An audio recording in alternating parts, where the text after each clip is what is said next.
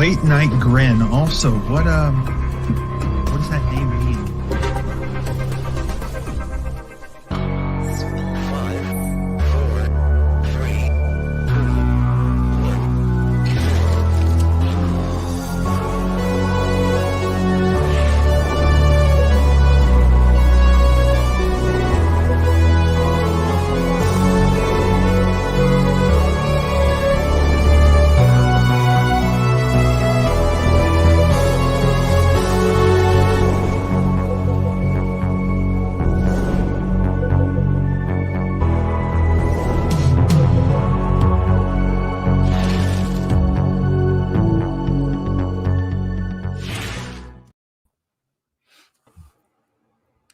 So, what do you guys want to talk about?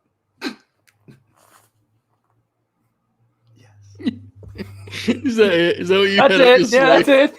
You piece of shit.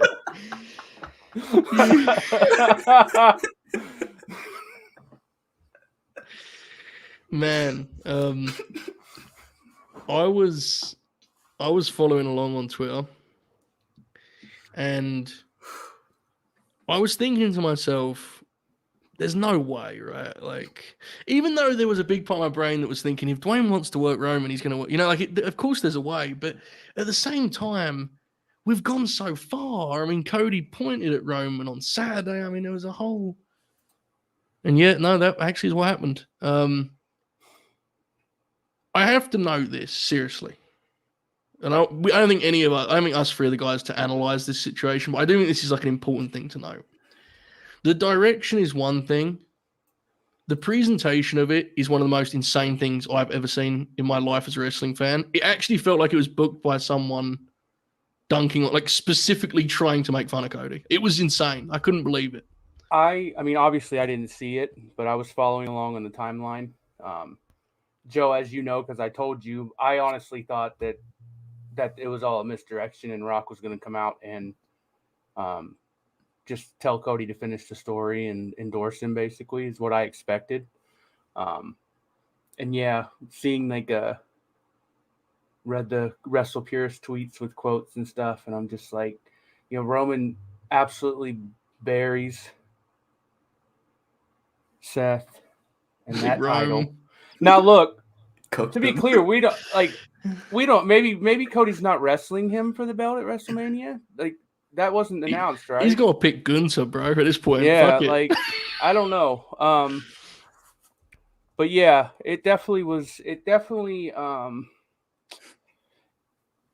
came across like a political hit.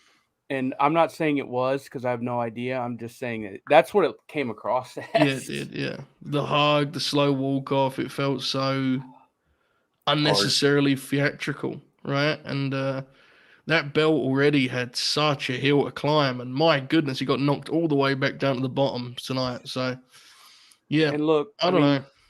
You guys watch this show enough. You know me.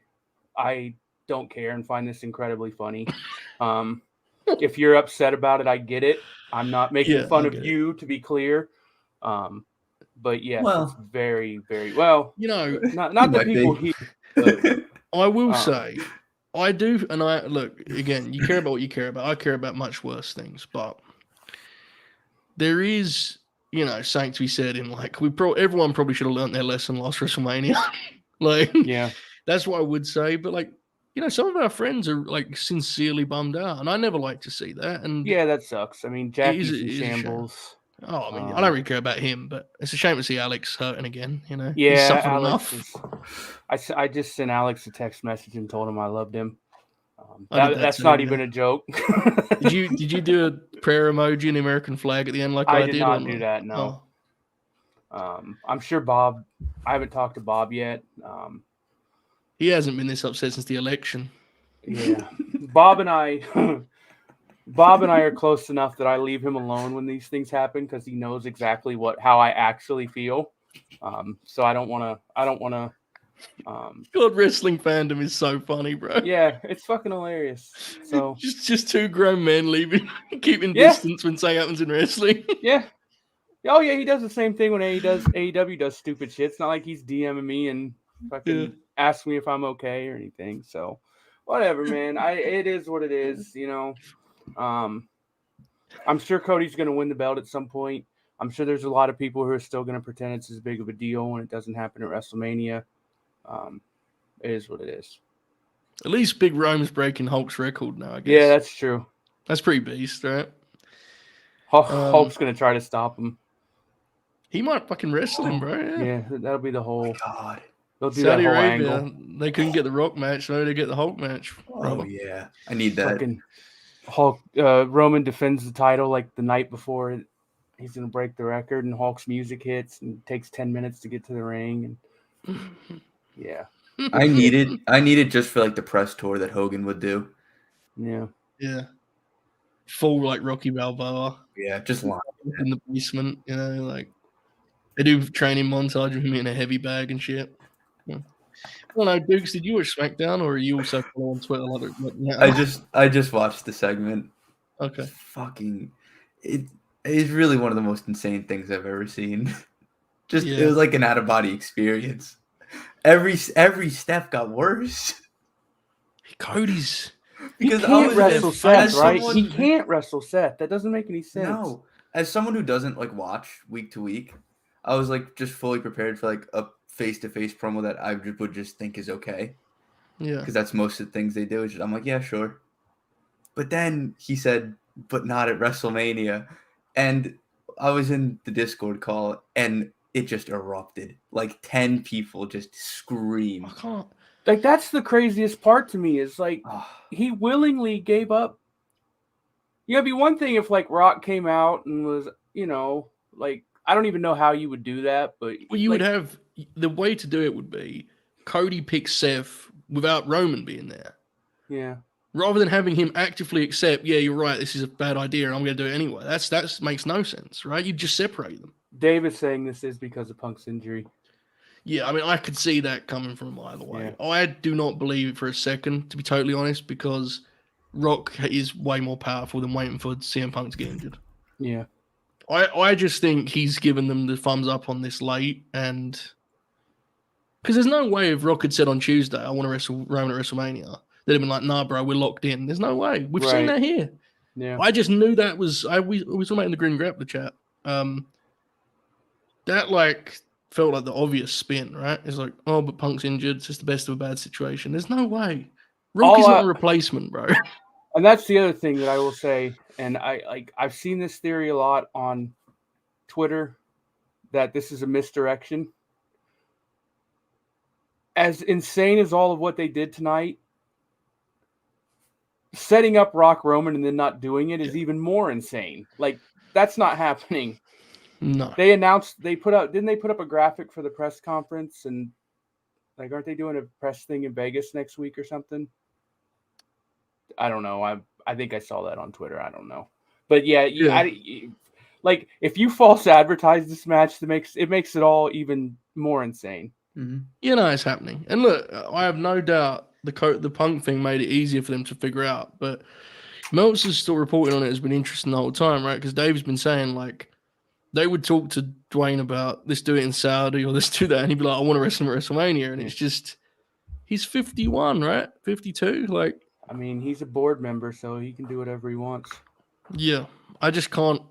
It's going to take a lot, even though the pieces make sense, it's going to take a lot for me to ever believe that The Rock was actually a replacement to CM Punk. I just don't think that's how The Rock does things in professional wrestling. He hasn't wrestled a real match in 10 years, 11 years, right? Like, there's no way. The one thing I will say is I can see the scenario where they were massaging it and trying to talk him into not doing Mania and doing it somewhere else. And then this Punk thing happened and they said, all right, we're not going to argue with you anymore. You got it. Right. But whatever, man. Yeah, I mean, look, the one thing I would say, again, two important things here. If you care and you're upset, it's not your fault. You're allowed to be invested in wrestling. It's wrestling's fault for making you feel dumb for doing so. So none of us are dunking on you. In addition, I think it is bullshit that Cody's a victim in this. And, like, Cody has absolutely earned that moment. He earned it a year ago, if we're being real. He was the hottest babyface in the business. It's absolutely dumb. He's collateral, like it is what it is. But my goodness, it's an interesting one. There's a lot of people who I think will have lost faith in certain things. And again, I know the Punk thing will be central to it, but there's a lot of folks who have watched the last year of WWE TV, like literally on the idea that this is where they're headed. And now it's going to be dragged out again. It's like my timeline was fascinating, man, because I got there were people furious, and then there were also a few people that were fired up for the Rock match, and I don't know. I mean, look, Twitter's. I'm doing my best because I'm being like I said, I Joe can attest to the performance I put on in the Crosby group chat tonight with all caps and Look, man, I think it's one of the funniest things they've ever done. Not in a good way, but it's still one of the funniest things they've ever done. He is right. Yeah. I like Cody, so this isn't even me like being against Cody. It's just it's insane. Like, it's wild, yeah. The way they presented it. They literally, the tagline of their video game is "Finish the story," and he's not going to finish the story. I mean, he's going to. It's a new story. It's a different story. Yeah. The story never finishes. It doesn't. That's a great point, Duke. Someone else should have said that. That's a good call. All right. I don't think we have a lot to say or add, so we'll just kind of. He's coming home. To answer the chat, no, I don't think he's going to come back. He's coming home. He's probably already signed that contract. Yeah. If he hasn't, he needs to walk. You can't re-sign after that shit, bro. You can't. That's Samoa Joe. I look pretty sick, right?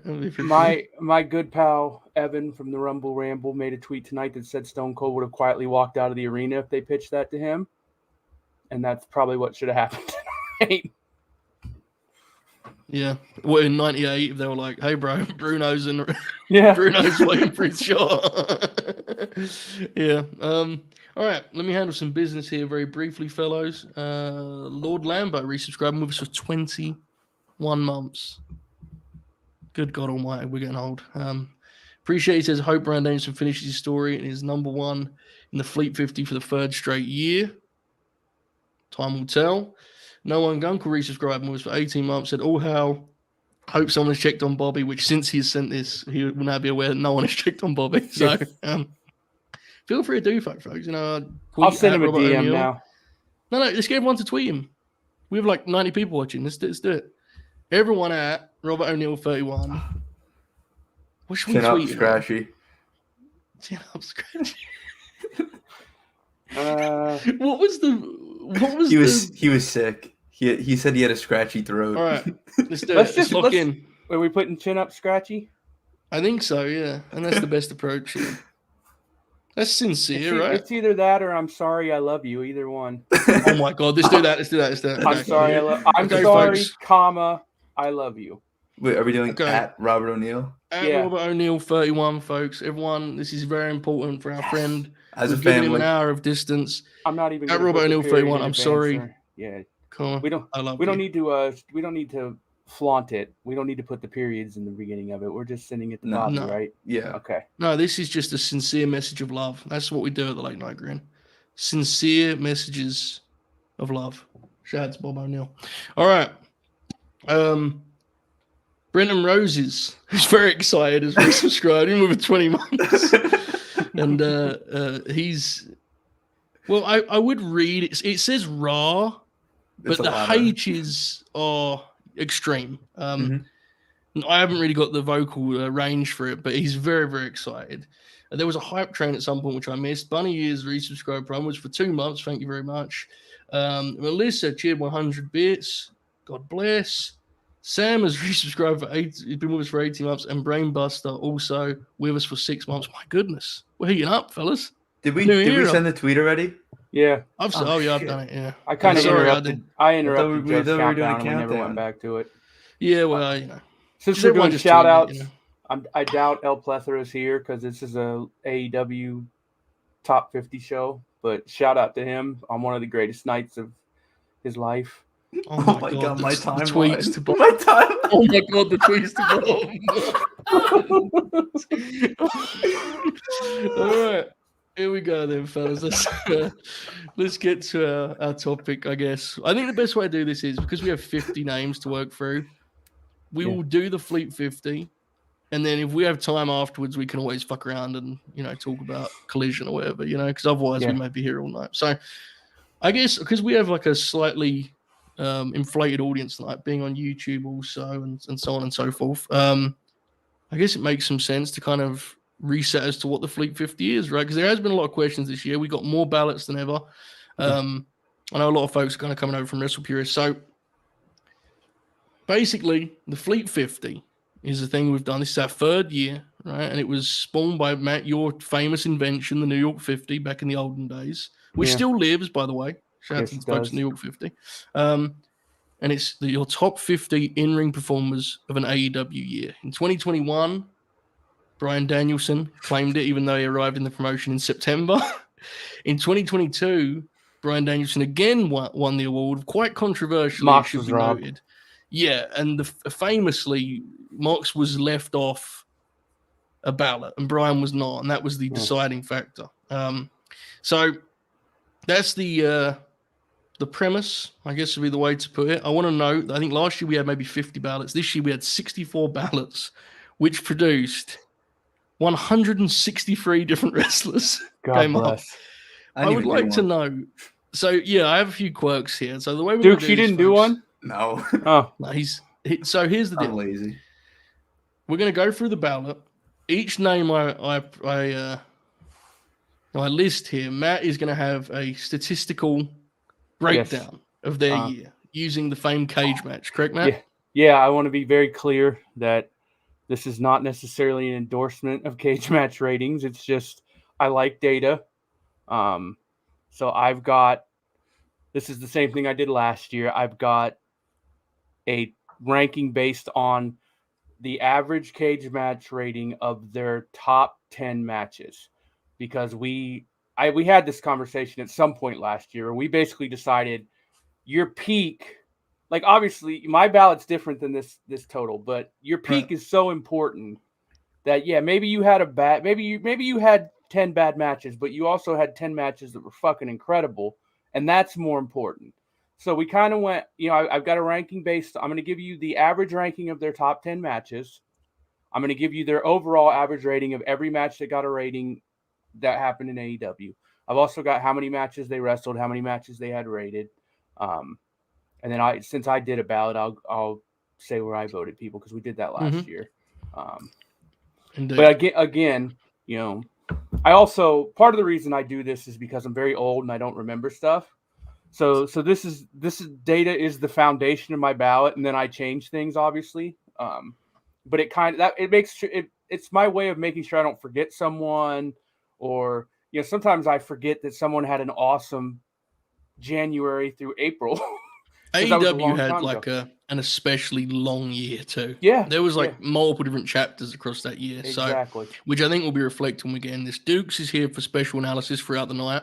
Apparently, he's playing the role of Manny the Hooper from last year. It'll basically just be Duke saying "fuck this" and "hell yeah," and that's true. That's what I usually do. So, as usual, I'm going to in a minute start by giving you the 5 honorable mentions. 55 through 51. But first, a couple quirky notes, because this first one baffled me. It took 154 wrestlers until Lance Archer appeared on a Fleet 50 ballot. Wow. Now, that is obviously not a reflection of Lance Archer, right? His creative has been messy, uneven, however you want to describe it. He's been kind of non-existent at times. But that does kind of show you, right? Like just how out of sight, out of mind. I mean, surely he comes up before 155. But I guess not, right? I don't know. To be fair, Dukes, do you remember any Lance Archer AEW matches in 2023? Is there any jump off the page? I don't think so. I'm trying to find. I'm trying. He had one with Darby, right, on Collision. Yeah. He had 10 matches this year in AEW, 5 of which got ratings. And there were, since we're talking about numbers, there's 229 wrestlers that wrestled that got at least one rated match in AEW. Now, to be clear, there's another 300 or so that had matches that never got rated. So, that includes Forbidden Door. So, you've got a lot of New Japan people who've got one match on here. I don't. If they had less than 10 matches, I do not include them in what I will call the cage match 50. They're in their own section at the bottom of this listing. There's 94 wrestlers in AEW who had at least 10 rated matches this year. The bottom slot of our 163 wrestlers, it was tied with 1 point each, was Karen Jarrett and Alex Reynolds. So both appeared at 50. Karen, of course, had one match, right? She had the Aubrey Edwards Classic. Alex Reynolds had quite a few more than that, but that's where he ended up, folks. So you get what you get, I suppose. Okay. Let's get into these honorable mentions. I haven't got as many kind of numbers for these. Once we get into the top 50, we'll get more into it, but we'll go through them here at 55. Do you have high marks on these? Yeah, I have. Okay. That's always how many my favorite. ballots? I have how many ballots they're missing from, the lowest ballots of those they appeared on, the highest, and I also, for a lot of the guys, have like how many top 20 ballots they had too. So cool. When we get deeper, those will emerge. It's analytics night, folks. It is Duke's favorite. At 55, we have a grappler who's had a pretty eventful start of 2024. We have Hook in at 55. So he didn't really have a particularly strong 23. So that didn't surprise me. He missed out. At 54, we had someone that I did have on my ballot. The Machine, Brian Cage. I thought it was a little harsh, to be honest. I think he's actually been pretty damn good. Any of these, at the end of this section, Matt, tell me if any of these guys jump off the page on the statistics front, all right? At 53, Emi Sakura, who usage is her biggest enemy. Someone who doesn't have to worry about usage and is on quite a lot is Sky Blue, who came in at 52. And at 51, missing out on the Fleet 50 by a single point, is New Japan Pro Wrestling's Zack Sabre Jr. Wow. Okay. Yeah, which I think, Matt, on your numbers there may be quite the crime, I'm going to guess. Okay, so let me try to read. So first of all, Hook. Mm-hmm. Hook was 62nd in the cage match 50, so he did not make that. His top 10 average was 6.43, 18 rated matches, 28 overall matches. Let's see, who else did it? Sky Blue. Yep. Was 59th in the cage match ranking. 6.50 was her top 10 average. I had her at 50th on my ballot for the second consecutive year. Pervert. Shut the fuck up. Come on. She wrestled a lot, bro. She really did. She improved too, genuinely. But Brian Cage is one who probably got robbed, including by me, because I did not put him on my ballot either.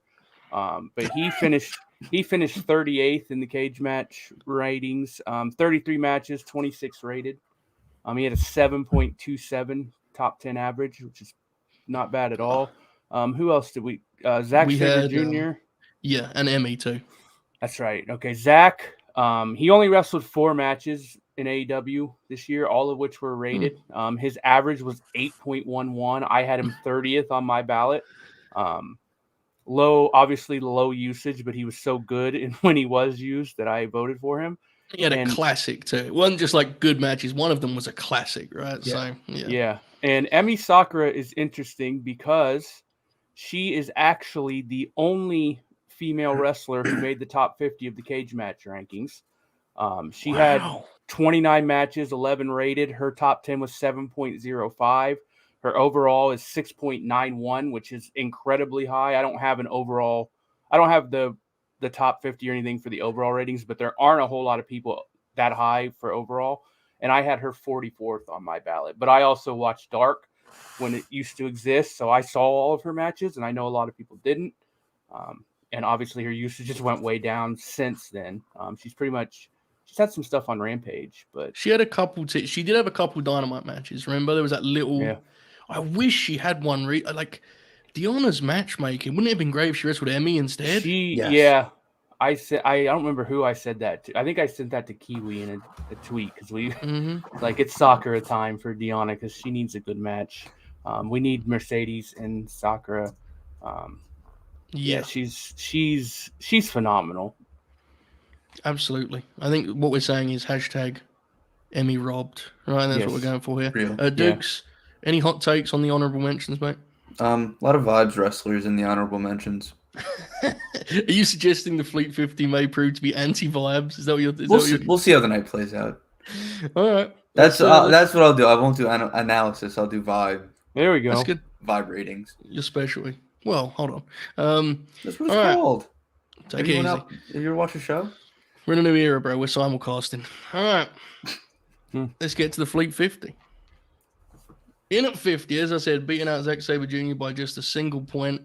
He actually took 10 ballots to even appear in the Fleet 50. He was unranked on 33 of our 64 ballots. He appeared at 50 twice on those he was on, and at a highest score, a ranking of 18th, one half of Aussie Open, if you will, Kyle Fletcher. There's an inside joke there for 4 people, but Kyle Fletcher came in at 50. Wow. I had Kyle at 38. The cage match averages have Kyle at 29. He wrestled 33 matches, 25 rated. His top 10 average was 7.55. Overall of 6.64. He actually had a pretty strong year. A little harsh on the Aussie Open fella. Dukes, what do you reckon? I think he's pretty good. I like him better in the tag team. But Yeah. He tried real hard on Wednesday. he did. Someone had to. I think there was a period where there was like this impression that he was bad. Yeah. I don't know who would do that. Yeah, it was pretty. It didn't age very well, in my opinion. Well, I don't know. He wasn't on my ballot, so I'm part of the There you go. problem. He wasn't on mine. It is crazy, though. Like, and this shows you kind of how many wrestlers, right? It's like 33 of our ballots didn't have Cole Fletcher, and he made 50 because there's so much range in terms of how many wrestlers appear. So, all right. At 49, unranked on 26 ballots, appeared as low as 48th on those he was on, and as high as 26th, one half of the acclaimed Anthony Bowens, which an interesting year for the acclaimed, I think it's fair to say. The cage match was certainly not a fan of the Acclaimed this year. Of the 94 wrestlers who qualified, Anthony Bowens was 78th. Wow. He wrestled 42 matches, 30 of which were rated. His top 10 average was 6.03. So that's the average of his 10 best matches. And his overall average was 5.21, which is, just eyeballing it, maybe the 4th or 5th lowest in the entire company. And he, let's be clear, Anthony Bowens can go. Yeah, He's I'm a good. big The fan of issue Bowens. the acclaimed had, Billy Gunn has a real effect on their matches, and the way their matches are put together, they're so simplified because of it. You know, they just build to his hot tag. It's a shame. Yeah, they're secondary. Billy Yeah. Gunn Billy's had in the the match. lowest average rating of anyone that Wow. qualified. Not top 10, but lowest average overall. He's the only one whose average rating was under 5. We really need to go back to him as their manager. I mean, because the acclaim, I'm never going to be like a huge fan of the act. I think Bowens is tremendous, but they were actually trending very nicely as a tag team. Their matches were getting better and better. 2023 felt like a year where they kind of stalled, right, in terms of their progression. So hopefully, once we get past this Bullet Club Gold business, they can get back to being a tag team because the division needs them. They're a big, big act. So interesting. Seems like Dukes, it was actually a little generous to Bowens in this case. What do you Yeah. reckon? The more I think about it, the less matches I can think of that they had, except for they had a top 5 vibes match of last year, which is the no holds barred match on Battle of the Belts. True, which may be relevant momentarily. But first, Darren cheered 100 bits. Shout out to Darren. I know he's going to Mania, so like sincerely. He's going through it. Yeah, that's brutal. Like that's actually tough because there's no reason you should be feeling the way you do 2 months before you're going to WrestleMania, but that's wrestling for you. All right. Speaking of that match that Dukes just mentioned, 48. There's not going to be any prizes for guessing some of the stats about Jeff Jarrett, who comes in here at 48. He was unranked on 41 ballots. He appeared as low as 50th and as high as 1st. Yes, indeed. Yep. No prizes for guessing which member of our community did that. I know who it was. Yep. Yes, indeed. But here he is at 48. And look, I had Jeff on my ballot because both of those matches with the Acclaim to start the year were fun. And he did have some fun. I mean, the Eddie Kingston horse shit. There The was Mark some Briscoe fun. match? He Yeah, had a I decent think year, yeah. I think so, Matt. How do the numbers kind of reflect Jeff's game? 25 matches, 19 rated, top 10 average of 6.33, which put him 70th. Overall rating of 5.58. I thought Jeff had a fine year, but I didn't think he had anything high end enough to put him in my ballot.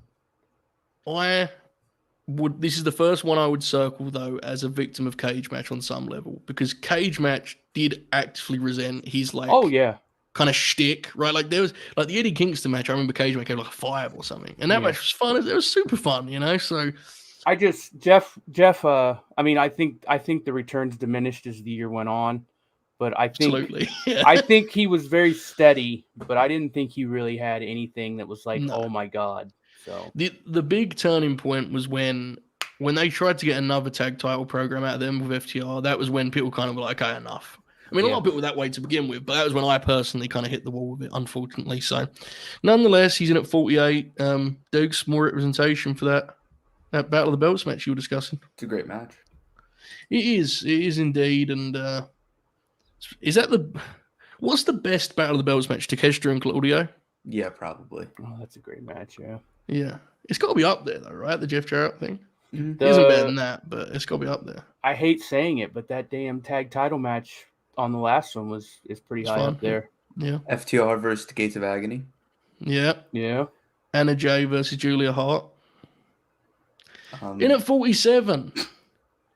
Someone who just recently signed for AEW, but appeared throughout the year, especially on Ring of Honor.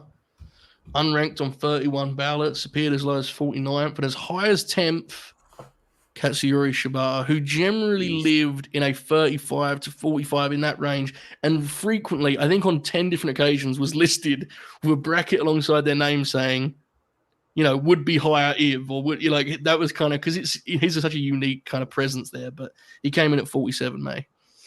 He only had 7 matches, so he doesn't have a ranking. 6.96 average. He was not on my ballot. His better work was in Ring of Honor. Yeah, which we will get to. There's going to be an issue coming up when it comes to Ring of Honor, and we'll kind of halt the program for a discussion. But he is one of the victims. He is not the victim of the great ROH debate, and we will get there, folks. So it's a while away yet, though. Oh, yeah, it was when I looked at the numbers, brother, it was kind of jarring. So we'll get there. Okay. Young Dukes, how have you felt about Shibata in AEW and Ring of Honor and the Tony Khan universe? How do you feel about it? Beast. I feel like he's been getting a lot better too. Not better, but like I agree. He looks sharper. No, you're right. Into his rhythm more. Yeah, he's definitely looked sharper. At first, he's one of those ones. I'm never going to be like quick to criticize a Shibata match because God, I mean, you know, he's great. He's able to wrestle and do his thing, but yeah, he's got better. I agree. Dukes. That Saturday collision where Shibata and Okada wrestle FTR. Oh my god! I said Dukes especially because I knew Joe wouldn't really have much of a reaction to that. So put Ishii with Okada, and I'll be at the dance. No, put Ishii with Shibata. I was being polite, you know. He's getting paid a lot of money, bro. I'm being polite. God, we're gonna be so spiteful next year when he finishes in the top 5. Oh yeah. I'm gonna leave him off my ballot. I'm gonna make one just to leave him off. Speaking of spiteful, at 46, we have Adam Cole Bay. He was absent from 33 ballots. He appeared as low as 49th and as high as 19th. I know the bit is I don't like Adam Cole, but I must say, there was very little for Adam Cole in 2023. He had like mostly. Yeah, and mostly because he was out for most of it. It's not his fault, right? Like, he had a couple good matches, but... Sorry to halt the show, but I guess... You want to read that, Joe? Or Dukes, you want to read that? Yeah, go for it, Dukes. Shoot. Freezing Cold Takes just retweeted Russell Pierce about Cody's comment on The Rock not taking his spot. I'll tell you this. That's one of the weirdest looking emojis I've ever seen. Yeah. Freezing Cold Takes needs to pull up today's Russell Pierce show because... my friend and yours, Montgomery, did a victory lap about being right that Rock wasn't wrestling Roman. An extended victory lap that ended with, I was right, you was wrong. That happened today. Wow. Clip it. Don't let him delete that video, folks. It's out there. Go find it and attack him with it. because that shit was crazy. I was sitting there and he started celebrating. It was wild. So, do you think? The cage match was not as low on Adam Cole. His top 10 was 7.22, 12 matches, all of which were rated. He finished 40th, so it's not like he finished high, but yeah, that's a solid year. 6.79. What were the matches? What were they? Brother, I don't know. You know I'm not gonna like. It's not like He had like one of the worst matches of the year. yeah. Well, you got to remember that the All-In match with Max is actually very high rated. Yeah, That's I wasn't fine. even. I wasn't even talking The about that. Jericho match is terrible, but he benefits from the top 10 thing. Yeah. But what are the other ones? Do you know? Like, I'm The not even okay. FTR The tag FTR match? match. Yeah, FTR match. That The was really first good. Max match, the draw. True. All right. That match that's is fair awesome. enough. Yeah. That's I'm free. terrible. I'm terrible at that stuff. So Yeah. To be fair, he came in at 46, so I'm not saying it's like a crime, you know. Like, yeah, that's fine. That's fair. I think I did not have him in my ballot, but he was close to being on it in the very near the bottom. Yeah. Okay. Adam Cole, Bye.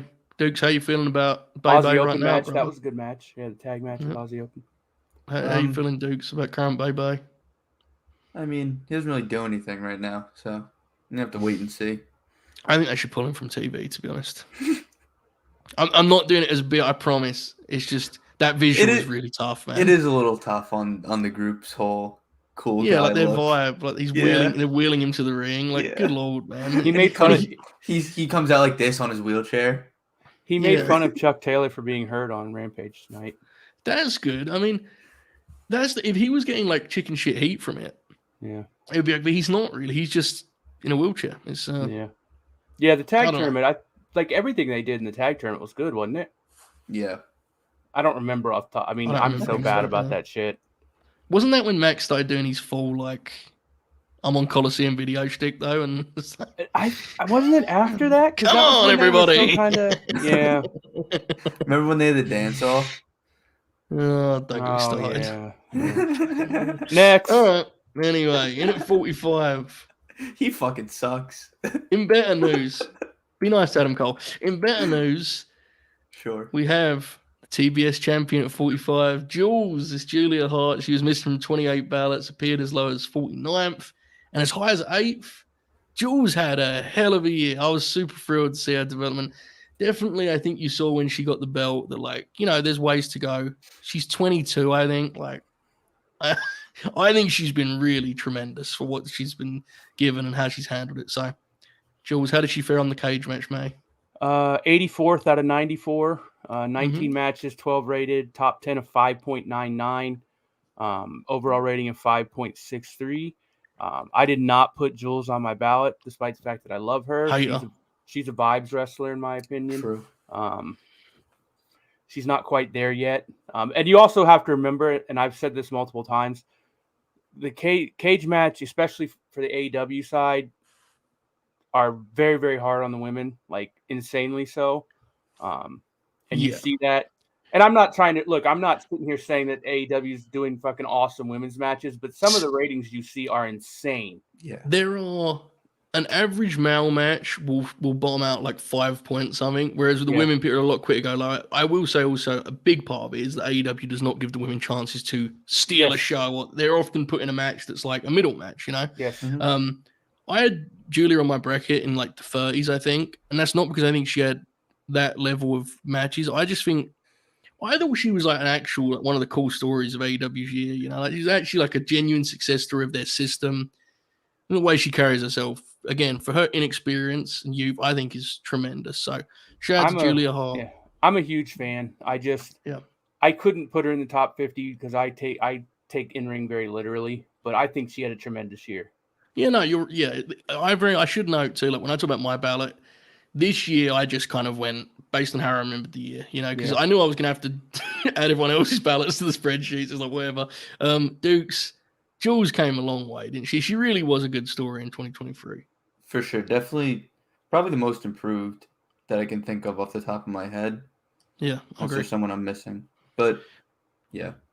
And let's be real, AEW is not always a great host in terms of improvement and development, right? No, they're often a place where you're better served as a guy who knows their game inside and out. Mm-hmm. to their credit, they committed to Julia and they clearly like Julia. But she's still, I mean, I remember watching, there was an early collision where Willow got hurt and she couldn't wrestle Athena. That's and right, they yeah. replaced it with a Julia Hart squash match. I remember watching that match and thinking, God bless her, Julia is like a long way away. 2 months later, she wrestled Chris Statlander, and it was like, yeah, she can do this, you know. And again, still a ways to go. Chris Statlander's a big part of that, but it takes two to tango, bro. But she's a rookie still, so yeah, tremendous stuff. Great Glad to see moonsault. Jules. Hell of a moonsault. All right, in at 44. We have a Young Dukes favorite. Somebody who unfortunately missed a lot of the year. We have Jamie Hayter. She was missing from 31 ballots, which obviously injury. I mean, she was out for a long time. But on those she appeared on, she was as low as 49th and as high as 5th. Beast. Jamie's fucking awesome. Jamie I was Hayter's talking about good. I was talking about Wrestle Prish yesterday. I'm bullish on this. I'm convinced of it. That's your Wembley main event, bro. Mercedes and Jamie. The story of Jamie working back towards the show she missed last year to get the belt back that's hers. The idea of Mercedes working heel at Wembley Stadium, getting a big-time entrance.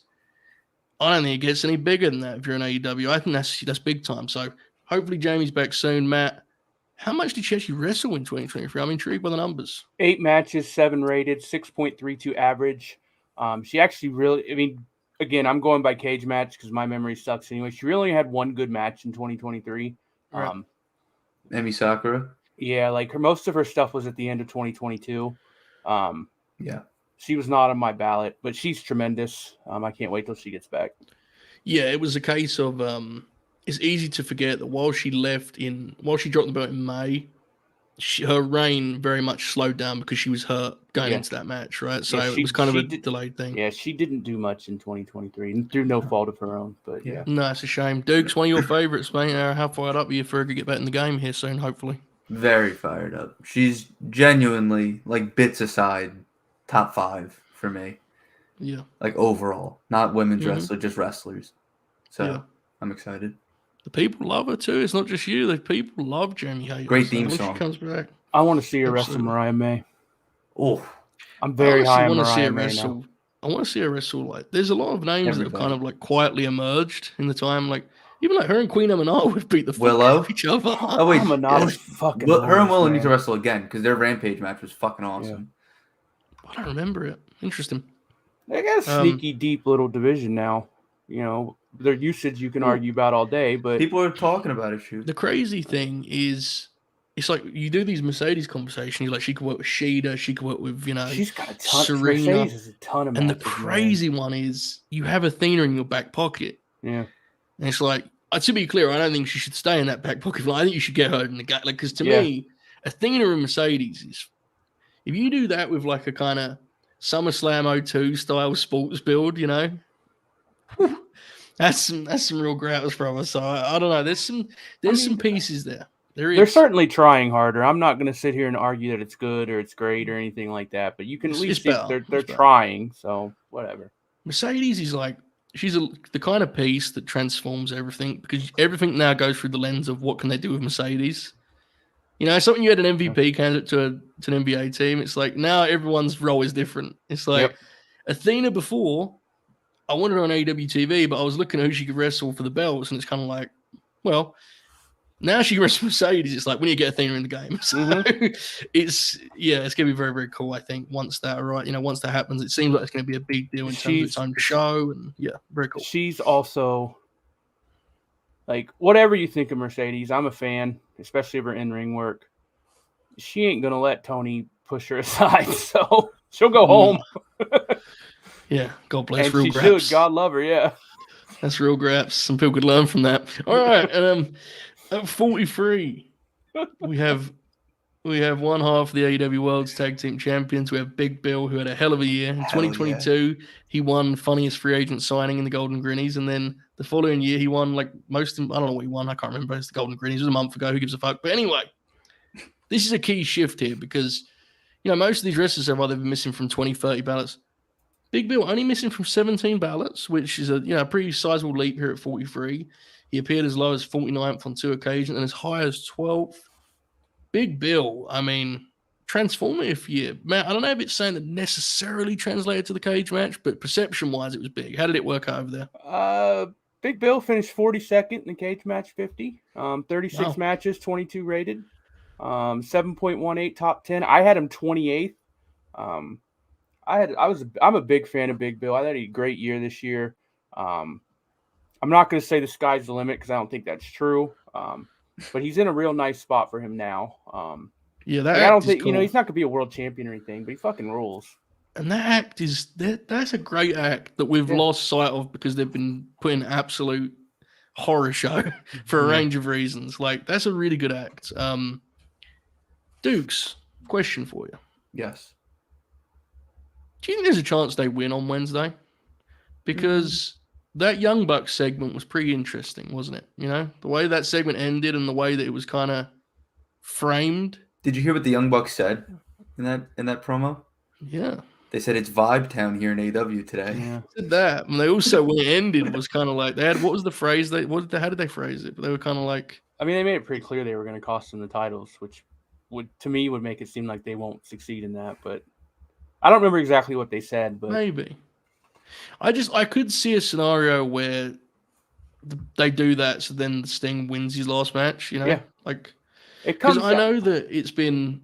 So the thing is, we all agree that if Sting wants to win or lose, he'll do it. But it also does feel like Tony could be pretty forceful in telling Sting that he's winning the match, you know? Like, I don't know. We'll see. I don't think you're going, Matt. What do you reckon?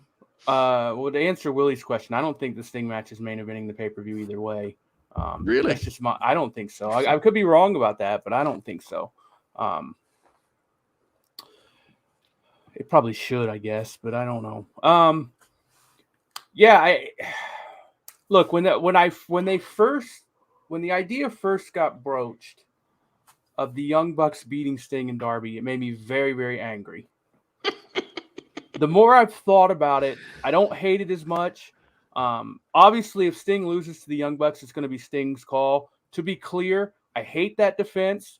Just because Sting wants to do it doesn't mean I have to like it. Doesn't mean you have to like it. I hate when people make that argument. But to be clear, Tony Khan is not going to Sting and telling him you're losing. Like, if Sting loses that match, it was his call. And it is a special circumstance because it's his last match, and you know, it's not like the same as like someone coming up with a shitty gimmick, right? It's his last match. He can do what he wants. Personally, what I would do is Sting would win both of these matches, but I don't think that's going to happen. I think whatever happens on Wednesday tells you what's going to happen in Greensboro. If I was the booker, Sting wins the match. They win the match at the pay-per-view. The belts get vacated. You do a fucking Continental Classic with the tag division, and you crown new champions. I would probably get new belts too, so you can kind of relaunch the tag division a little bit. But if my gut still is that Sting and Darby are winning, probably. But I could definitely, because I mean, look, Sting and Darby have shown no interest in actually fighting the Young Bucks, so costing them the belts would definitely be a way to have the match. And it's a tornado. I mean, and you could do it with a tag anyway, but it's a tornado tag, so they can certainly.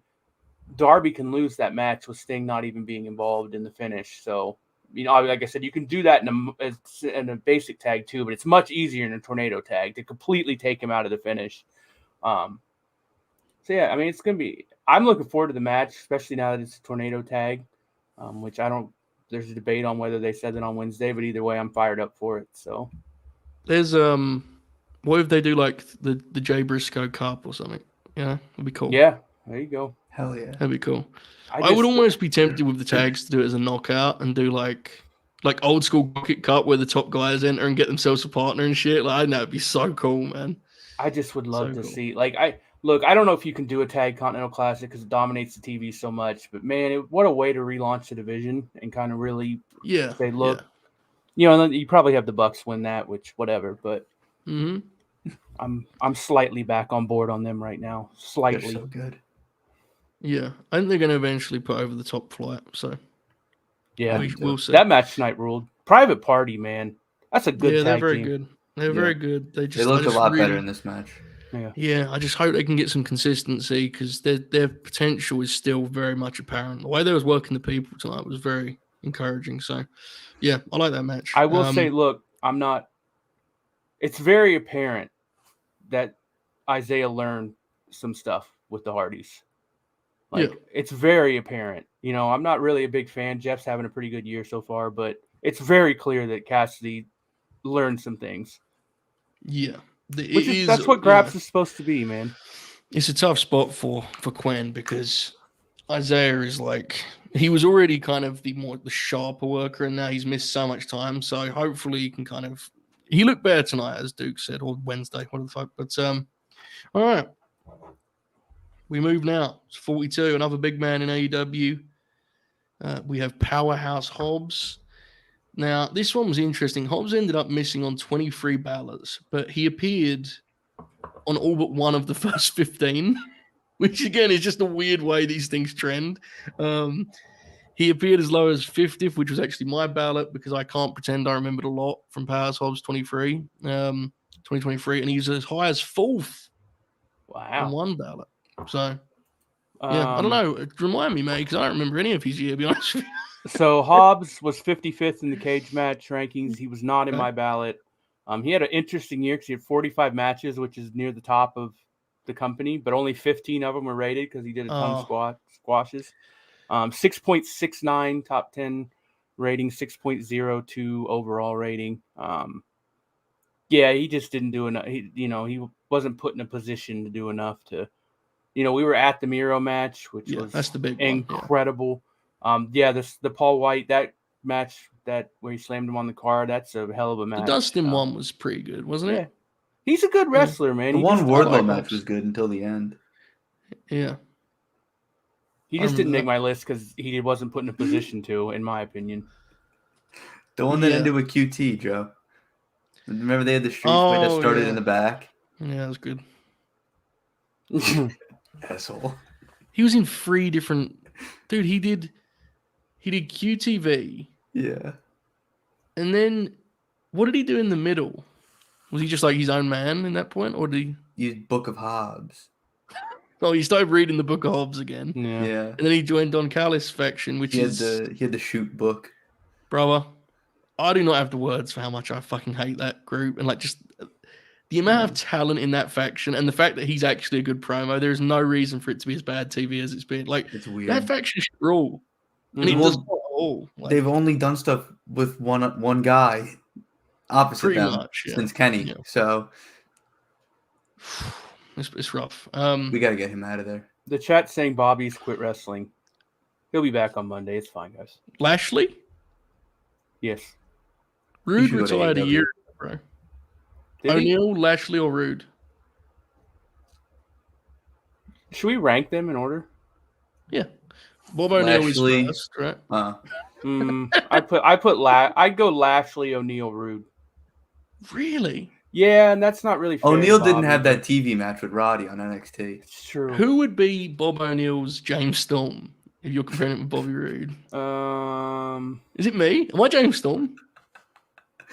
Oracle? No comment. Okay. Fair enough. All right. 41. We have another fellow who is not an official AEW wrestler, but certainly appeared an awful lot. We have Vikingo.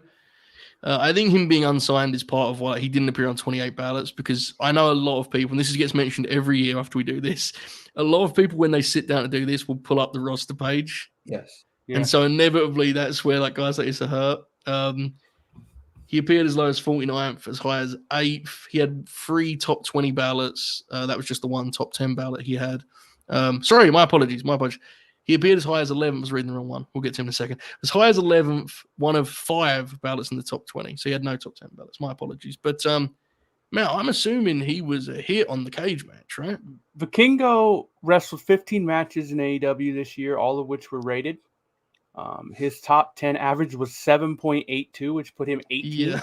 Yeah. I had him 19th in my ballot, and this is a perfect example of why I do this as the foundation of my ballot, because I would never have guessed that Vikingo had 15 matches in AEW this year, which is my fault because I have a terrible memory.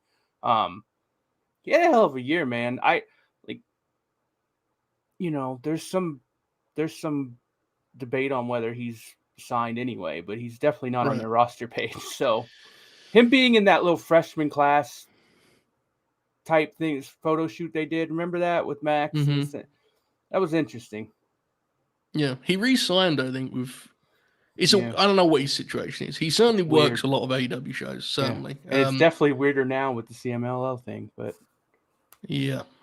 Dukes, big Vikingo fan. Yes, big vibes wrestler. Really? That match with Kenny, that's all vibe. That's no thoughts, just vibes. Yeah. I think he's tremendous. I'm a huge fan. Oh yeah, I think he belongs on here. I mean, your numbers kind of show that, right? He had Yeah. some really good matches. So, all right. We now get to 40, which was the wrestler who I inadvertently read some stats from a moment ago. A part of our thumbnail tonight, we have Wheeler Yuta in at 40. He was missing from 23 ballots, which I did think was like kind of striking. Owned. As low as 49th, as high as 8th. He had 3 top 20 ballots. There was definitely, if you did this in June, Wheeler Yuta would have done really fucking well. When he was part of that faction warfare business, it's like, but you could tell as the year went on, there was a shift in the way people perceive Wheeler, and the pure rules thing, I think, was central to that, as we've They discussed put that previously. fucking belt on him again. Yeah, and I think that was huge in him kind of losing his way a little bit, and missing from 23 ballots tells the tale. It stagnates him so bad. Yeah, it doesn't suit his style, I don't think. No. Matt, how did he fare on the cage match? Yuta had 35 matches, 30 of which were rated. His 8.11 top 10 average put him 15th. His overall rating was 6.98, which kind of highlights how, there was some stuff that people didn't like in there. Yeah. I put him 24th, which honestly was me being slightly spiteful because I'm not a huge fan. But he had a really good year until the end there. Yeah, definitely felt a little harsh when I was putting this together. Okay, so just to run down our I guess the bottom 10. Kyle Fletcher, Anthony Bowens, Jeff Jarrett, Katsuyori Shibata, Adam Cole, Julia Hart, Jamie Hayter, Big Bill, Powerhouse Hobbs, Vikingo, and Wheeler Yuta. Okay, before we proceed here, I want to remind everyone or note, I guess, that yes, indeed, we are doing this on both the YouTube and the Twitch. It appears to be working fine. Luckily, StreamYard gives us both chats, so we do see everything you guys are commenting on both. Yep. Also, you can comment on Twitter, which I know a lot of people watch that way, which is like insane to me because how do you can't scroll then, right? But I don't know. Yeah, I don't. Yeah, I've tried and I can't. It is interesting too because I'm assuming that the people that are in the Twitch chat can't see what the people on the YouTube chat are saying, and vice versa. No, which in some cases will be a blessing and others a curse. I don't know, Yeah. but nonetheless, if you are watching on YouTube, because we're just going to keep this up as a YouTube video, hit the thumbs up, right? That's what we say on YouTube, right? Yeah, hit the thumbs like up. and subscribe, and subscribe. Hit the bell for notifications. Yeah. Exactly. That's the one, Dukes. That's There you good go, because Dukes. if this works, this is something we'll kind of do moving forward, right? It's a lot easier than me uploading it separately, so it's fine by me. I think we gotta hold on. I gotta do something, especially after that last one. Uh-oh. I don't like Dukes' little headline there. LNG Dojo. Let's update that. Oh, that really is powerful, especially as we're simulcasting here. Play the FTR song. I don't have it on command, bro. All right, here we go. We move forward to 39. Someone who I always think makes the most of his time on TV. We have Trent Beretta, missing from 20 ballots, which again felt a little harsh, I must say. Appeared as low as 48th and as high as 10th, which he had was one of 3 top 20 ballots that he had. He appeared in the 20s for me. Trent is so damn reliable. He's one of their most consistent guys, honestly, inside those ropes. Matt, did Cage Match agree with my opinion there, or does it think I'm insane? Trent came in 35th, 42 matches, 36 rated, 7.44 average. I had him 27th. I do not factor Twitter likes into my top 50 poll. I'm a big fan of Trent. Yeah, I think Trent's a fairly underrated wrestler for a number of reasons. Dukes, what do we reckon about this seeming? It seems like he's turning heel, right? And yeah, I thought he did already. He threw Dan. Remember when he threw Danhausen out of the Battle Royal? Well, that was babyface. Well, that was babyface. Yeah. I know, but Yeah, in theory. Yeah. What do you do? It felt like it happened, and then I thought he was going to turn on Orange after that last match. It's definitely When he was coming. like I just looking don't at know. him. So I actually think he's going to cost Orange the belt. Ooh. That'd be interesting. But like once you get done with the Orange feud, like what does Trent do as a heel? You put him in one of these factions they have. He would like ironically be great as like the work rate underneath guy in a heel faction, you know? Yes. The Bobby Eaton in the Dangerous Alliance kind of role, that one. Like Where can we put Trent? yeah, I mean there's an obvious faction that I just buried, so I'm not gonna suggest them, but you know. Yeah. We'll see. You know, I don't know. I don't want him there. Exactly, right? What other factions are there now? The Trustbusters aren't around anymore, right? You can put him in We the need House of them Black. back. Yeah. I don't know. Well, he might fit in certain ways. Him and Buddy could be World Tag Team Champions. Bro. It'd be really funny if he tried to join the BCC and you'd have told him to go fuck himself. They're baby Yeah, that faces would be again, real. though. For now, Who are? BCC. Mox is clearly a babyface again. Brian's not, though. No, Brian's Brian. He's above all that shit. I think Mox is the only babyface. Yeah, What's you're probably Claudia? right. They gotta fix this, bro. It's bad. It confuses me. Dragon is such a dick, you know? Yeah, but no Yeah. one cares. He can get away with it. He's beast. Yeah. He's a heel when he wrestles Eddie Kingston. And that's it. He's graduated from babyface or heel. Oh, Bro, how- no. Don't Brian, start Dan- that. Brian Danielson no longer lives in a world of black and white. Yeah. I hate that shit. Yeah. Remember when How- Cody, before he left, would talk about that? It's not a real thing anymore. It's match to No, match, well, no- bro. Well, I don't know if you saw his tweet, Joe. He was a heel the whole time. Yeah. Yeah, Okay. fuck off. How good was Brian refusing to look at Eddie on Collision, though? Oh, yeah, that stuff's great. He's- Yeah, absolutely. It's awesome. God, so that's real. Greensboro, right? Yeah, I do think there's a chance that Mox eventually is on Eddie's side and they do a tag, but it feels like they're focusing on those two pieces too much for that not to be the title match. I think Dragon's winning, right? Yeah, I think so too. That match will be great. Their matches always are great. I'll Okay. be there in the third row. Hell I'm yeah. doing I'm gonna commentary yell for that at one? Nigel the whole show. You better fucking not, bro. Oh, it'll be compliments, not Okay, good. Nigel. British, you know. You'll just hear me yelling "Nigel, you legend" over and over again. That dude is his dynamic with Shivani is like one of my favorite things in wrestling. It's because you can tell he takes Tony back to the old days, you know. Yeah. Like I don't know if you saw the clip. It was in the break. It went viral on Twitter. You guys probably saw it. But when he did the PK kick one, Yeah, Yeah. Shivani was fucking. He thought it was the funniest thing ever. And Kevin Kelly was just like, "All right, fellas." Sometimes in the break, Kevin will literally say, "Like, are you guys enjoying yourselves over there?" Like he's. God, those two rule. And I get the Kevin, but I do think Kevin is a good third man because Yeah, he does I- bring. Since they Some shipped him knowledge, off right? lead, he hasn't bothered me at all anymore. Yeah, because as I love Tony for his energy and emotion, but Kevin can fill in some details that Tony's not exactly. You know, Yeah. Tony and moves is not always the best combo, right? Like, Nigel's just yells incredible, DDT. man. I was Oh, yeah, so Nigel's mad the those best. first couple weeks, and whew, I try now to he's tell the you, bro. best in the world. Yeah. All right. In at 38, we have someone who debuted in October. And I think has really won a lot of skeptics over with his performances. Even if I do think very few of them actually came before the end of the year. It is, of course, Big Cope. Adam Hell Copeland yeah. in at 38. He was missing from 18 ballots. He did have a first vote. He appeared at 1 on a single ballot. God bless. He was in the top 20 on 3 ballots. He also appeared as low as 49th. Copeland has done a hell of a job. Again, I do think, these numbers are going to be interesting because I can't remember him wrestling a lot before the end of the year. Matt, tell me, how many did he actually wrestle? 6 matches, 5 rated. The one unrated is the second match with Christian at the pay-per-view. Oh, yeah. Yeah. He had an average rating of 7. I put him 41st. He probably didn't deserve to be on the ballot, but I just put him on there because he popped me huge. So Yeah. He's an example of where you can't really do the in-ring thing to like a science, right? It Yeah. feels weird, doesn't it? he's been. Look, I was happy when they signed him, but to me, he's been a revelation. He's been fucking awesome. He's been everything that you want a big veteran signing to be, instead of just saying what they're going to be and not actually doing it. Yeah. No, Real. he's been cool. He's his open challenge thing, and like you can tell he took a lot of pride in kind of working with a Lee Moriarty, whoever. Cope's good people. Well, I don't know him, but Right.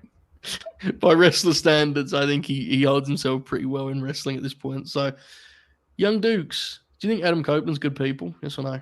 Yes. Don't answer that, Dukes. I immediately vouched for a wrestler's personality and regret it. Like as the word came out of my mouth. The answer is always I don't know. He's a good influence on the professional wrestling locker room. Mhm. That's what I meant. That's what I meant. Yeah, that's always what you mean. Yeah, that's always my favorite saying. Dude, all right. Cope fucking rules. I was sitting in the crowd at World's End, defeated. I didn't know if I liked wrestling anymore. Yeah. And they started crowd brawling, and he saved my night. I haven't seen him live in maybe 15 years. He better. I'd never seen him live sure before. he will be, but yeah. Oh, he's probably gonna wrestle Christian again, I guess. Probably. Yeah, tomorrow's trios match I think does suggest Christian may have a little detour here. I think he may be working with Danny, which is let's go. He should lose. Good God. Danny should beat him. You know what? Flash roll up. I would actually be tempted, but the problem is Cope is really focusing on the belt. Yeah. Cope's talking about, I'm bringing that belt. If it was just about Christian, you could do it.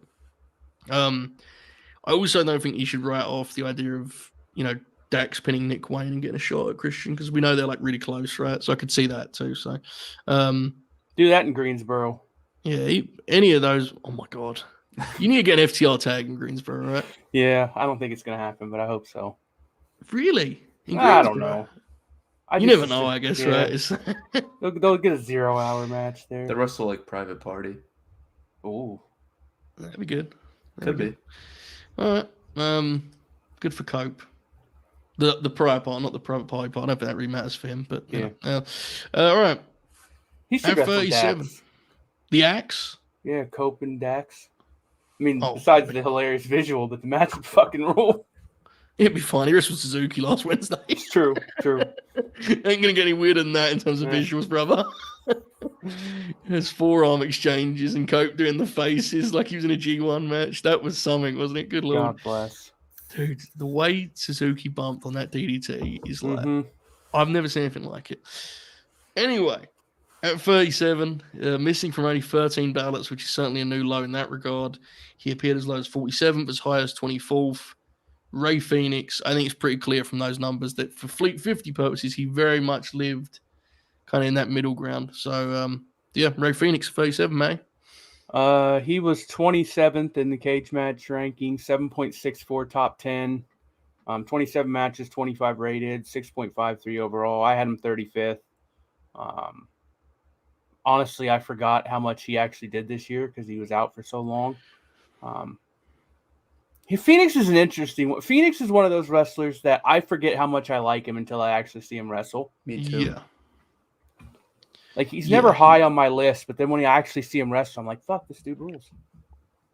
Yeah, it's I think the Lucha Bros have hit like an interesting point in that they're kind of, especially Penta. When Penta is on a TV match graphic, I'm like, I do check out because just like I just know what this is going to be. Like, he's going to lose a 12-minute match with a good finish, and he's going to taunt a lot, which is fine. I enjoy Phoenix quite a bit more personally, but yeah, certainly an interesting year, Dukes. Ray Phoenix, where do you stand on his half of the Lucha Bros? We're going to get into the other very soon here, so we'll start with Ray Phoenix.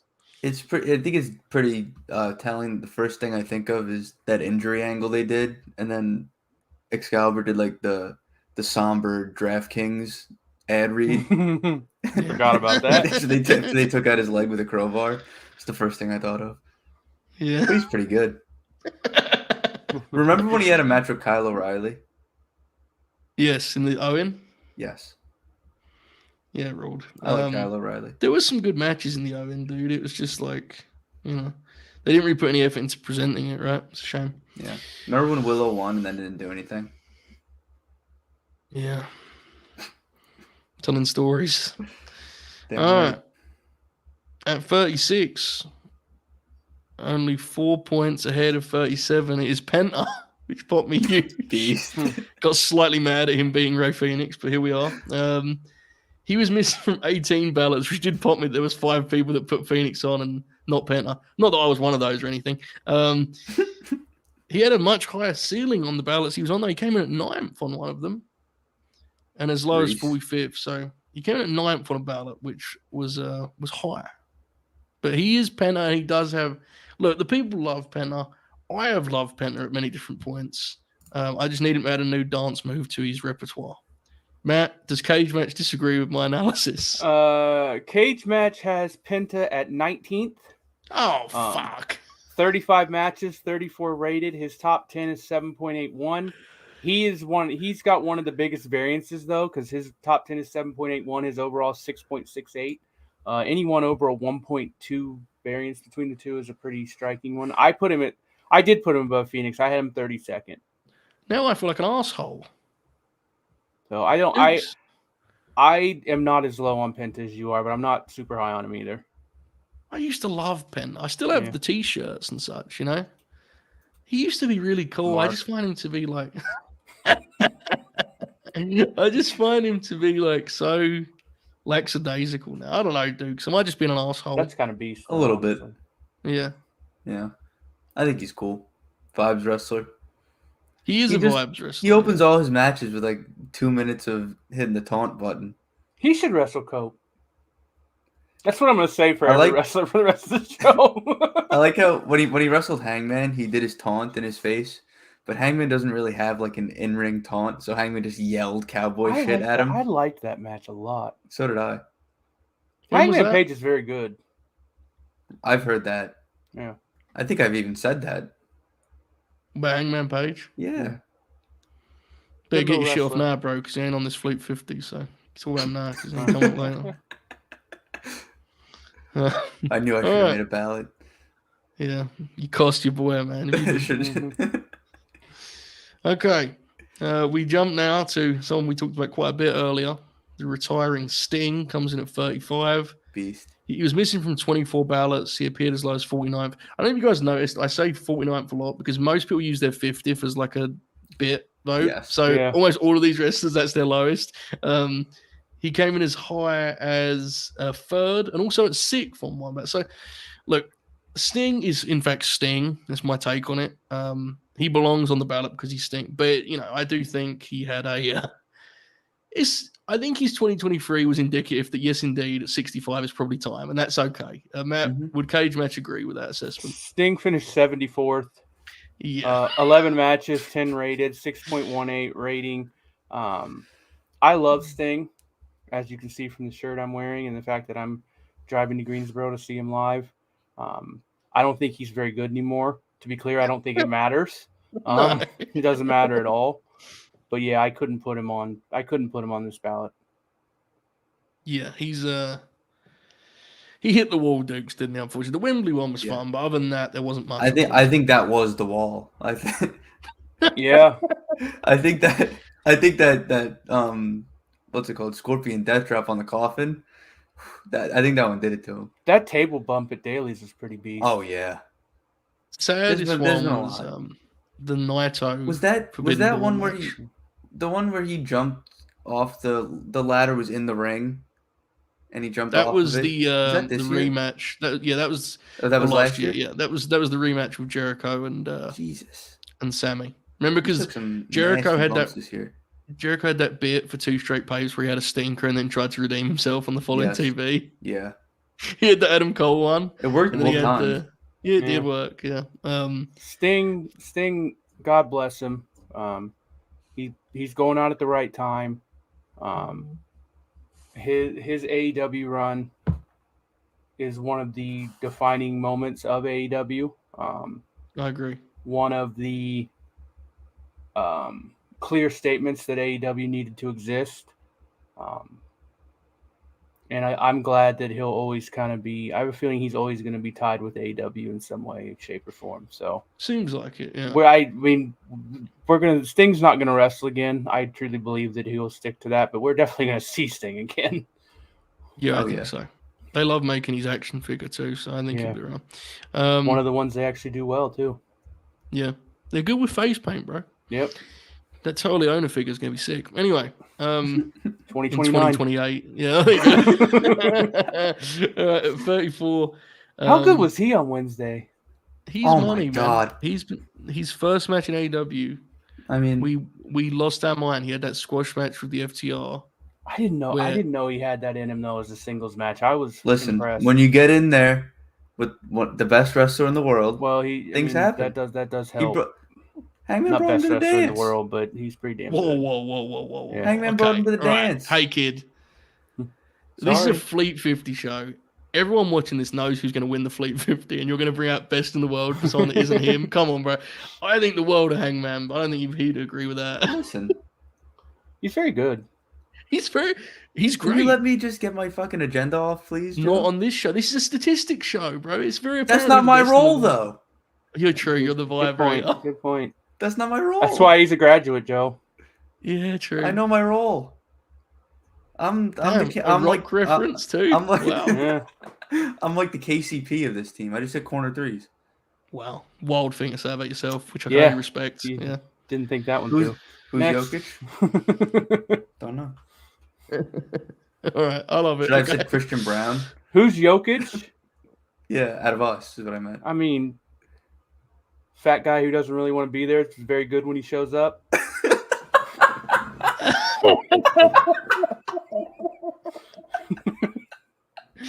Alright. We need to flesh out this Nuggets comparison game. I think there's some really potential with this, honestly, but we'll get to that another time, I guess. At 34, we have someone who recently signed with AEW but had some big time matches as a New Japan talent. We have Will Ospreay. Missing from 28 ballots. Again, if you're unsigned, that would be a thing. He appeared as low as 47th, as high as second. He also had a ballot at third, which was 2 of 3 top 10 ballots. He appeared in the top 20 on 10 different occasions. Will Ospreay, I mean, obviously, in terms of these top end, like he had maybe the best AEW match of the year. Not maybe for me, but for many people, it was certainly up there, right? So, man, I'm sure he fares pretty well on cage match, I would say. Yeah, his average is actually 7.89 because there was a 6-man tag that wasn't that great. That wasn't his fault. I don't even remember the match now. I've forgotten it. Someone Was it could the look it up one, if they really want to. Was it Wrestle Dream? No. Yes. Was it? There was a tag at Wrestle Dream, yeah. It was when Jericho was in. Okay. Jericho, Sammy, Kenny versus Don Callis family with Ospreay, who I guess he's kind of in that group. I want to say there's a 6-man he had that's got like in the 5s, and it's not his fault. But yeah, I had him 25th, which is the highest I rated anyone who didn't have 10 matches. He will be very, very, very, very, very high next year. He really might win it next year. Yeah. Especially because he's the new, like he's gonna hit. I think they're gonna use him like every week on TV and matches. So, yeah, that's gonna be. He's gonna be transformative for. I mean, not business wise, but quality wise for AEW. Dukes, top 5 Will Ospreay matches you want to see in AEW? Go. Darby Allin, Hangman, Cope, Christian, oh, Sam Joe, Dukes, Sam Joe or Swerve, Buddy Matthews. At Brody 33, Brody King.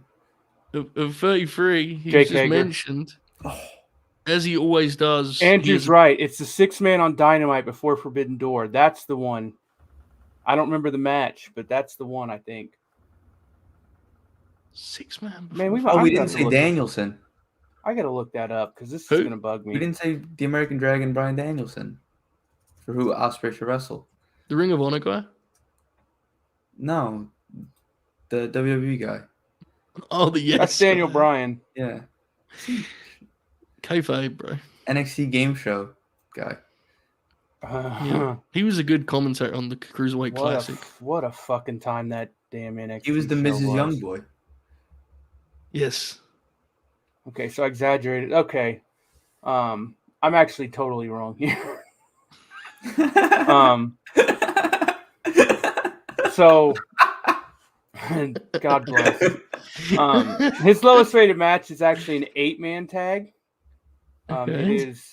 It It is Chuck Taylor, Rocky Romero, Trent Beretta, and Yo What did that versus, happen? versus Jeff Cobb, Kyle Fletcher, Swerve Strickland, and Will Ospreay. That is on Rampage, June 21st. I don't No remember memory at of it. all. No clue. There's no way I watched that. That's his only match under 7, but the Kenny match is his only match over 8. He had the Jericho match 7.98.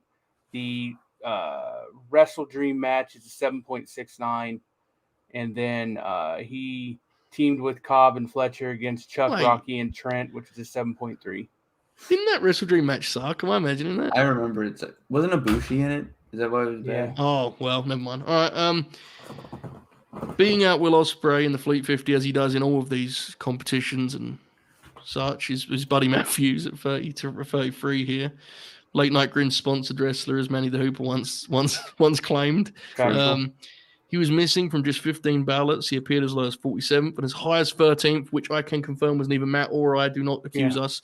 That was one of 5 top 20 ballots. He had your quintessential, like late, 15 to 30 in that range to me was his kind of place. I think I was in the 25, somewhere around there. But he actually came in overall because of the haters at 33rd. So, 19 matches, 18 rated, 7.51 top 10 average, 6.79 overall. Put him 31st. I had him 20th. What, the 31st just shows you the in-ring quality because the numbers you just listed, I was thinking he was going to come in higher. Yeah, I thought he was. To be fair, the FTR stuff was this year, but his performances in the Andrade match, I thought were really tremendous. He's reinforced everything we've said about him, in my opinion. Yeah, are you saying we were right? He would be. Yes, look. I think that if he was a singles wrestler that they focused on, he would finish in the top 10 next year. He's never going to – it's not going to happen, but – No. You're talking ceiling here. Yeah. And I'm not saying – again, Joe and I feel like we have to qualify. No one here is saying he should be the World Heavyweight Champion. I am. I actually am. I've changed my mind. Fair. But he's someone – if you let him wrestle on TV every week, he would get popular. Especially in AEW. Yeah, I agree. Okay. Dukes, why do you hate Buddy Matthews? I do not hate Buddy Matthews. Good answer. Good answer. He'll do well on Raw when his contract's up in 5 years or whatever it is. I hope so, bro. It would be nice if he just had a normal wrestling run somewhere, genuinely, all bits aside.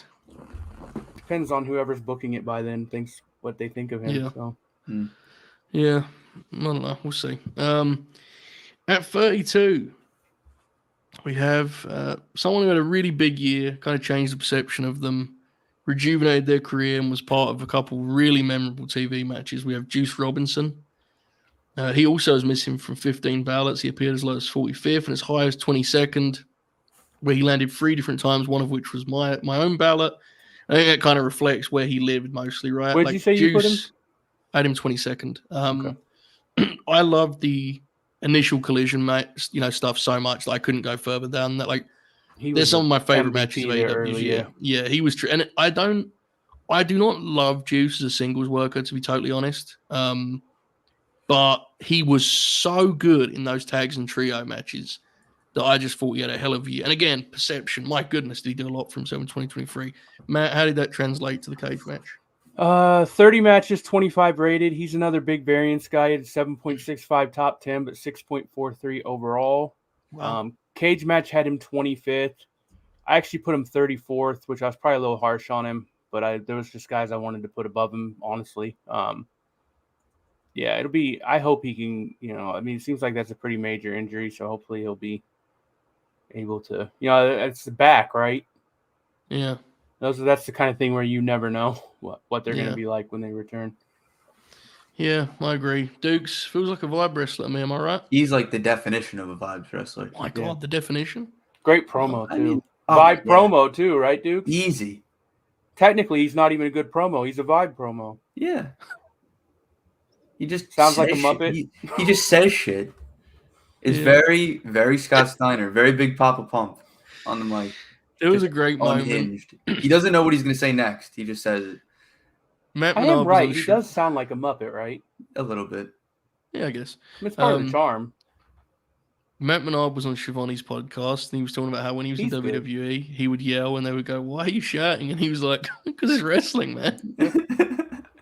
Real. Him and Juice would absolutely. You could slot them in on like an '87 WWF promo reel, and it'd be like, "Yeah, that's fine. It fits." Okay, someone who would probably fit less, seamlessly comes in at 31. An interesting year for these fellas. We have one half of the Young Bucks. We have Matt Jackson. Matthew. No, that gimmick started in the new year, bro. Yeah, he's right. Fellas, the variety of response to the Bucks in this year's Fleet 50 was extraordinary. Matt Jackson was missing from 24 ballots. He appeared as low as 46th and as high as 6th.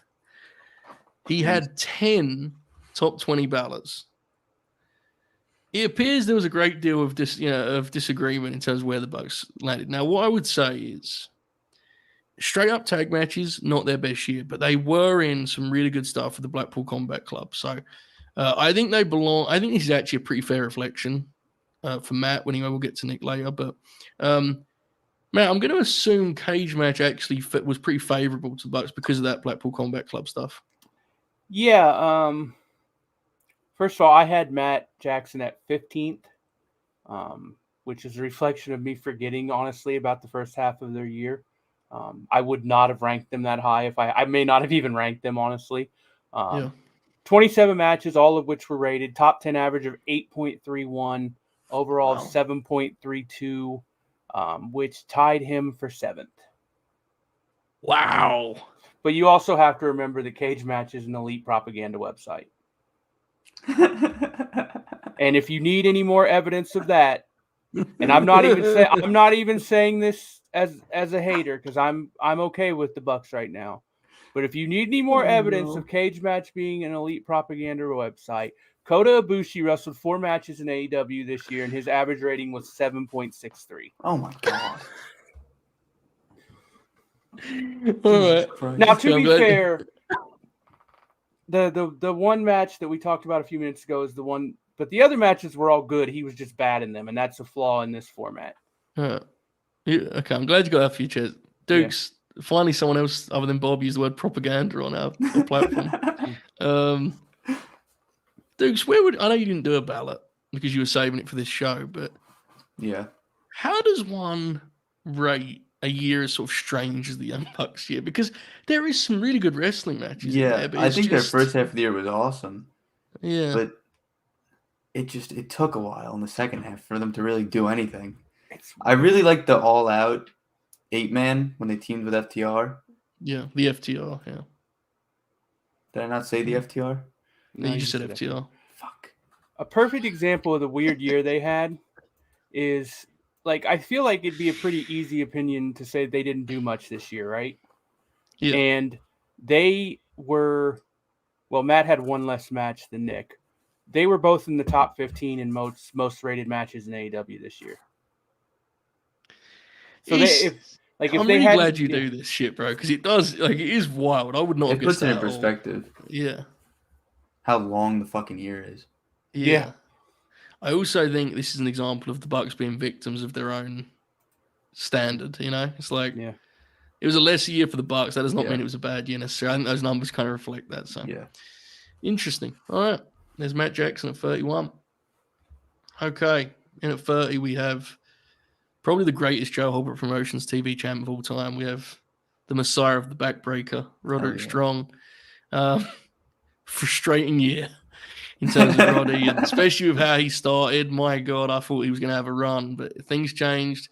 Seems like going to go on a limb and say that 2024 could be very favorable to him in Fleet 50 purposes if he gets that belt that we think he's going to get. But for now, in 2023, he was off just 10 ballots, which is a new low in that regard, right? That's pretty wild considering how little we actually wrestled.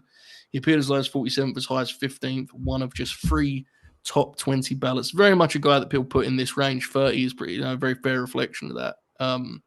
So, Matt, am I being unfair, or You know, I felt like he didn't wrestle a lot. It was a shame. I don't know. How did the numbers reflect it? Roddy wrestled 11 matches this year, all of which were rated. Top 10 average is 7.13. Overall average is 7.03. That put him 45th.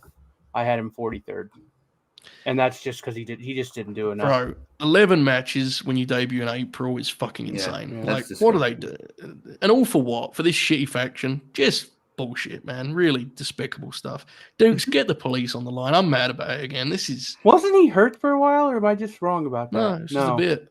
Whole thing was a bit. Fucking hell. No, well, he may have been half the Andretti match where he got dropped on his head. But yeah. he was healthy for like most of the shtick.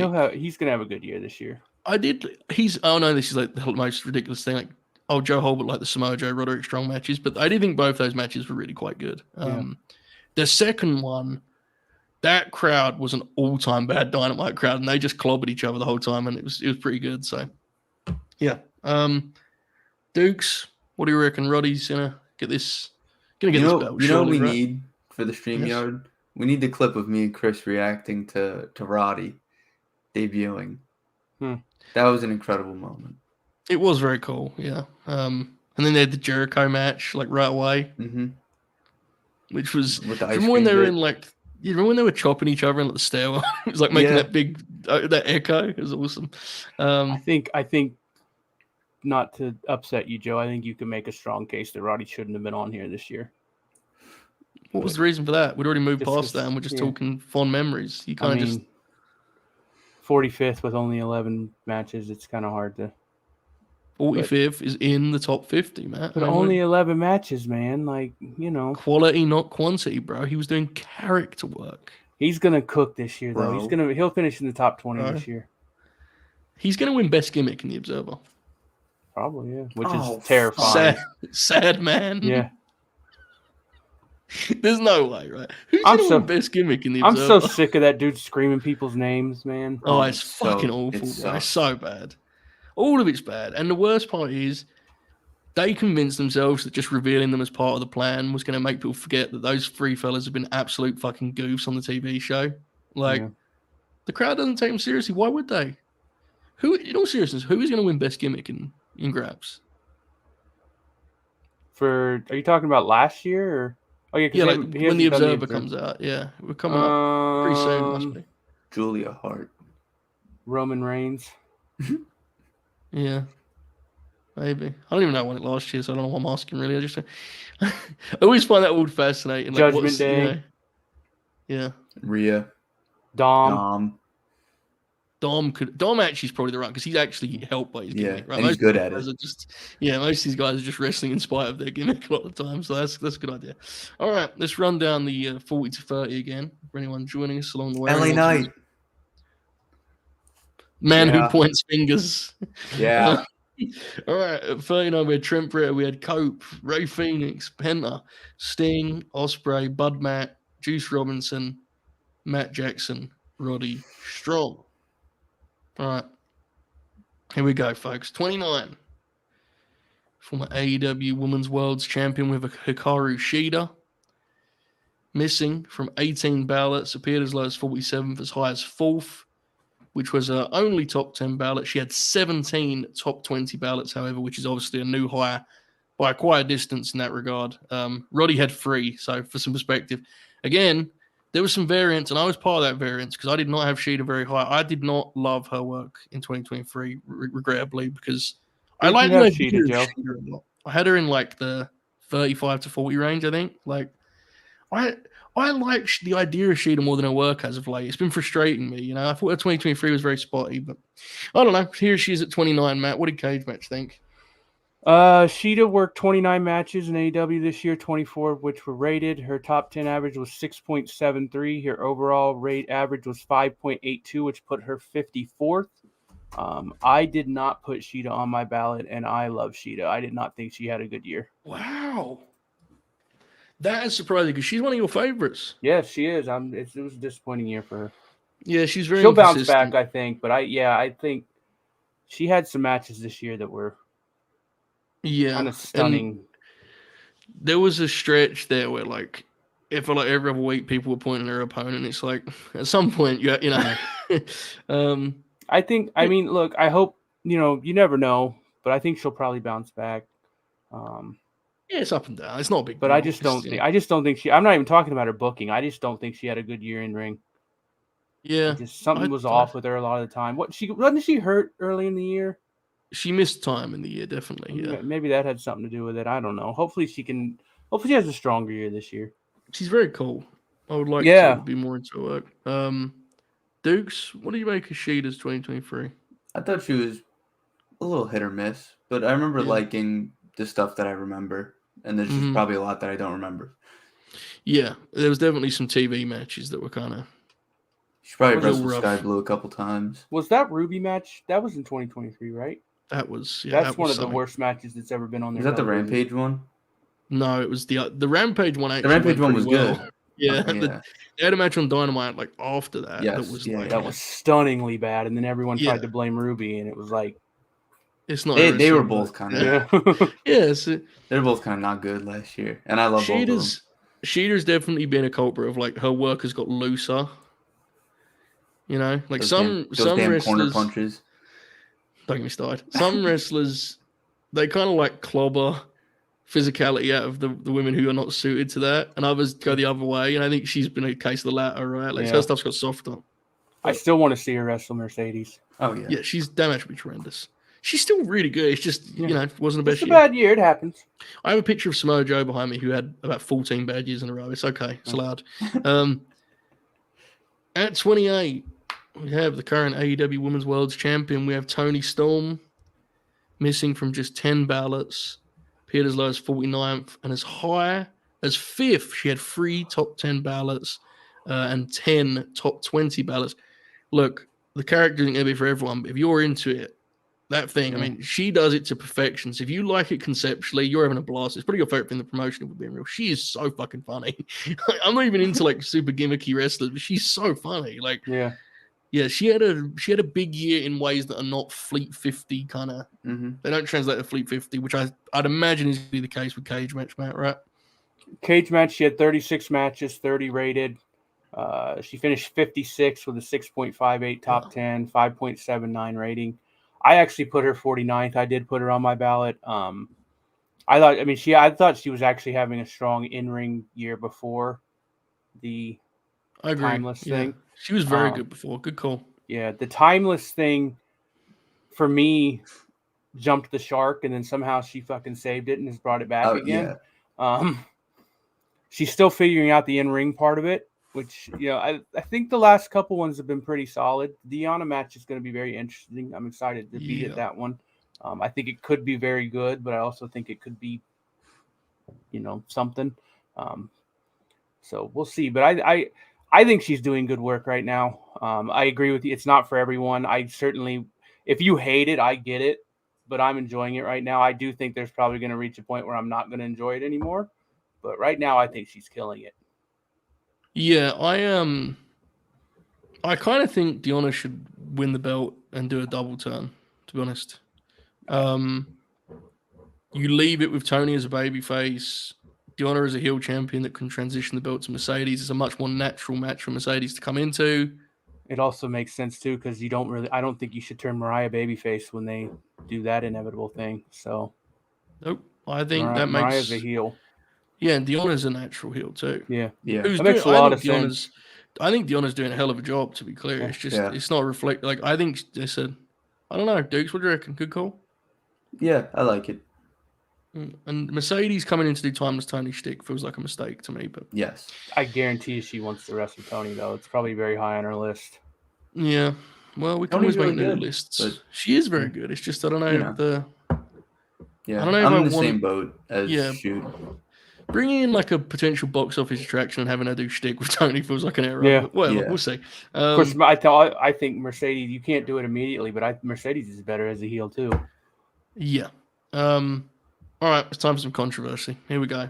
At 27, we have the victim of the Ring of Honor debate and discourse, as we have poor Athena. Now, I want to apologize to my close personal friend Athena right away, because I don't know if I made the right choice in the way I framed the Ring of Honor stuff. I still don't know what the right choice is. We'll get into that more in a moment. Athena was missing from 31 ballots because I did not do a particularly. I suggested we should not count Ring of Honor as part of AEW, but for most people, that's fucking insane, and I think they're probably right.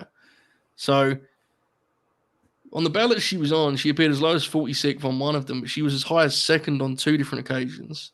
She had 18 top 10 ballots and Hell 21 top 20 ballots. So I don't know the right approach here because the thing is, in doing this, she is the only real victim of the Ring of Honor thing, right? Mhm. Like really beyond that.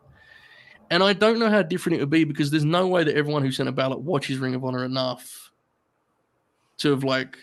That's the biggest Occur- flaw. Yeah, that's And Matt, to you, we talked about this. Even if we wanted to include Ring of Honor, it would make your job fucking insane. yeah. So this is the let's go. This is the perfect time to talk about this. I think not including Ring of Honor in the Fleet 50 as like a concept, honestly, is stupid. Just being like that's the best way I can put it because as we talked about this I think on the last show. Ring of Honor is part of AEW to me more so. It's like I think we were arguing about whether NXT is more part of W. Like I don't look at them as separate at all because they do Ring of Honor title matches on AEW TV. It's sure. part of AEW. From the statistics standpoint, there's no way in hell I'm combining all that data because it would take me forever. Now let's get to Athena. I think some of these numbers are going to surprise the chat a little bit because you have to remember that AEW Dark existed for the first 3 months of the year. Athena actually wrestled 14 matches in AEW this year, 6 of which had ratings. That said, 6.14 was the average rating. All of her good stuff was in Ring of Honor. Yep. She had a few pre-shows. I think she had 3 pay-per-view 0-hour matches this year, all of which were fine, but none of which stood out in any way, shape, or form. I followed the rules that you gave me, Joe, so I did not put Athena on my ballot. Because on an AEW only basis, I didn't think that she had any business being on it. I don't know. This Ring of Honor project is so unique in that so few people watch it. That's the other thing I forgot to say. You almost have to not count it because it makes the ballot so weird because you got 64 ballots this year, and I would guess maybe 10 people watch Ring of Honor of those 64, and that might be high. Athena, let's be real, Athena is an extreme example because she is so great that when she was on pay-per-view, she had like classics on pay-per-view. Because more people watch the pay-per-views, right? Like I think I speak for Dukes on that, right? You watch the Ring of Honor pay-per-views, but you don't watch the TV. I'll watch the TV if there's like a single match that pops. Yeah, I want to watch like I want to watch Claudio and Brian Keith. But I just like you're right, man. Look, the AEW being under AEW contract is the same as being under contract of Ring of Honor. So like you're absolutely right. It's such a non-factor. They never ever are like, did you see what happened on Ring of Honor on Thursday? Yeah. They've done it like they don't even acknowledge it. No. Yeah, and that's so weird because then at the same time we get Ring of Honor title matches on TV. But they do title matches for fucking everyone. That's the other problem is like they do AAA title matches, they do New Japan title. So I don't know. I mean, I voted for Athena for Women's Wrestler of the Year, and I didn't even put her on here. And she's won that award for a bunch of different, which is extraordinary considering the platform she's on. I think everyone who watches this knows what I think of Athena. If Ring of Honor counted, she would probably be my 2, to be honest with you. She would be up there. If you did vote for Athena and you just said, fuck it, I'm not saying you're wrong to do that because, again, she's the only wrestler that really was applicable to. So if you just wanted to vote for, like, cosign, I'm all for voting for Athena in any circumstance. So I'm with it. I don't know what the best way to handle it is moving forward. I think it's not worth worrying about until we get to November, December this year because, let's be real, I have no clue what Ring of Honor looks like by that point. It might be part of a TV deal or it might not exist. I don't know. Yeah. There's a very real chance that if Athena is part of the main roster by the end of this year, there will not be a single wrestler we have to worry about even being a complication. She is just that great that she made this complicated. So, again, it's a shame. Her coming in at 27th while not being on 31 ballots, I think tells you kind of, like, again, Toni Storm missed 10 ballots. She was off 31, Athena was, and she came in at 27. So, it's a complicated one. But shout out to Athena, one of the all-time greats. Okay. 26. the other half of the aforementioned Young Bucks. Nick Jackson comes in. Nicholas. He was off 17 ballots, which is 7 less than Matt Jackson, which is fucking hilarious. He appeared as low as 45th, as high as 5th. That was his only top 10 ballot, but he had 17 top 20 ballots. There's only like 1 or 2 matches extra. He had the singles matches, right, Matt? He had 1 extra match. It One, didn't okay. make his top 10, but his overall rating was 0.04 higher than Matt. He finished tied for 7th. I had him 14th. Dukes, how incredibly funny is it that there's 7 people that put Nick on their ballot and not Matt? I think that happens like every year, doesn't it? I think people always kind of lean more towards Nick. They're always split, but this year was the first year where one of them wasn't actually on ballots. Like, it's usually they're on every ballot, you know? That's crazy. It's And Nick, look, like that is when we're going purely by data, everyone in a match gets the same amount of credit for the match. I think Nick is better than Matt. Like, I don't think that's really debatable. Yeah, but I think Matt would agree with that. Yeah. Just funny that 7 ballots, having one and not the other is kind of crazy. But anyway. I would assume that those 7 ballots had Nick pretty low, and they just didn't include Matt at all. Yeah, I would guess. At 25, we have Athena's chief rival. I think it's fair to say the trilogy. We have Willow Nightingale. That was Athena's good match in AEW, right? It was the Willow Owen Hart match. Yeah. Willow was only missing from 8 ballots. She appeared as low as 45th and as high as 8th, which was one of 5 top 10 ballots. Shout out to Willow Nightingale. 5 top 10 ballots, 13 top 20 ballots. Let's be clear, there was a down period there where Creative almost gave her no chance to have good matches, but you can only limit a Willow Nightingale so much. She's infectious. People love her. So I don't know how it translated to cage match, Matt, but I think this is a fair representation of the year. How did she fare over there?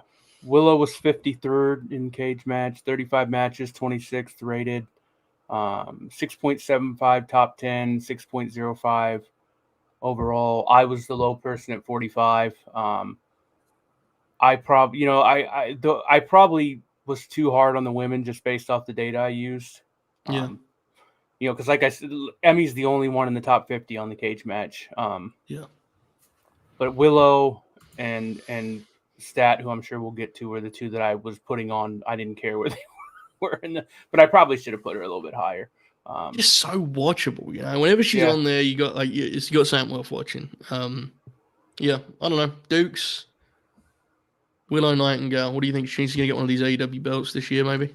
I think so. I think she should beat Julia, to be honest.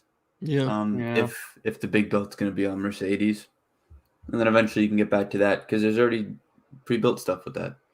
I like this thing they're doing. I mean, this doesn't have anything to do with the ballot, but I like this thing they're doing with Stoke. Me too. It's one of those things where it's like, it's almost starting to seem like a thing where they're just going to have to actually put them together because people like it. Yeah. I don't know what the plan actually was, but I think it was Megan Bain. Yeah.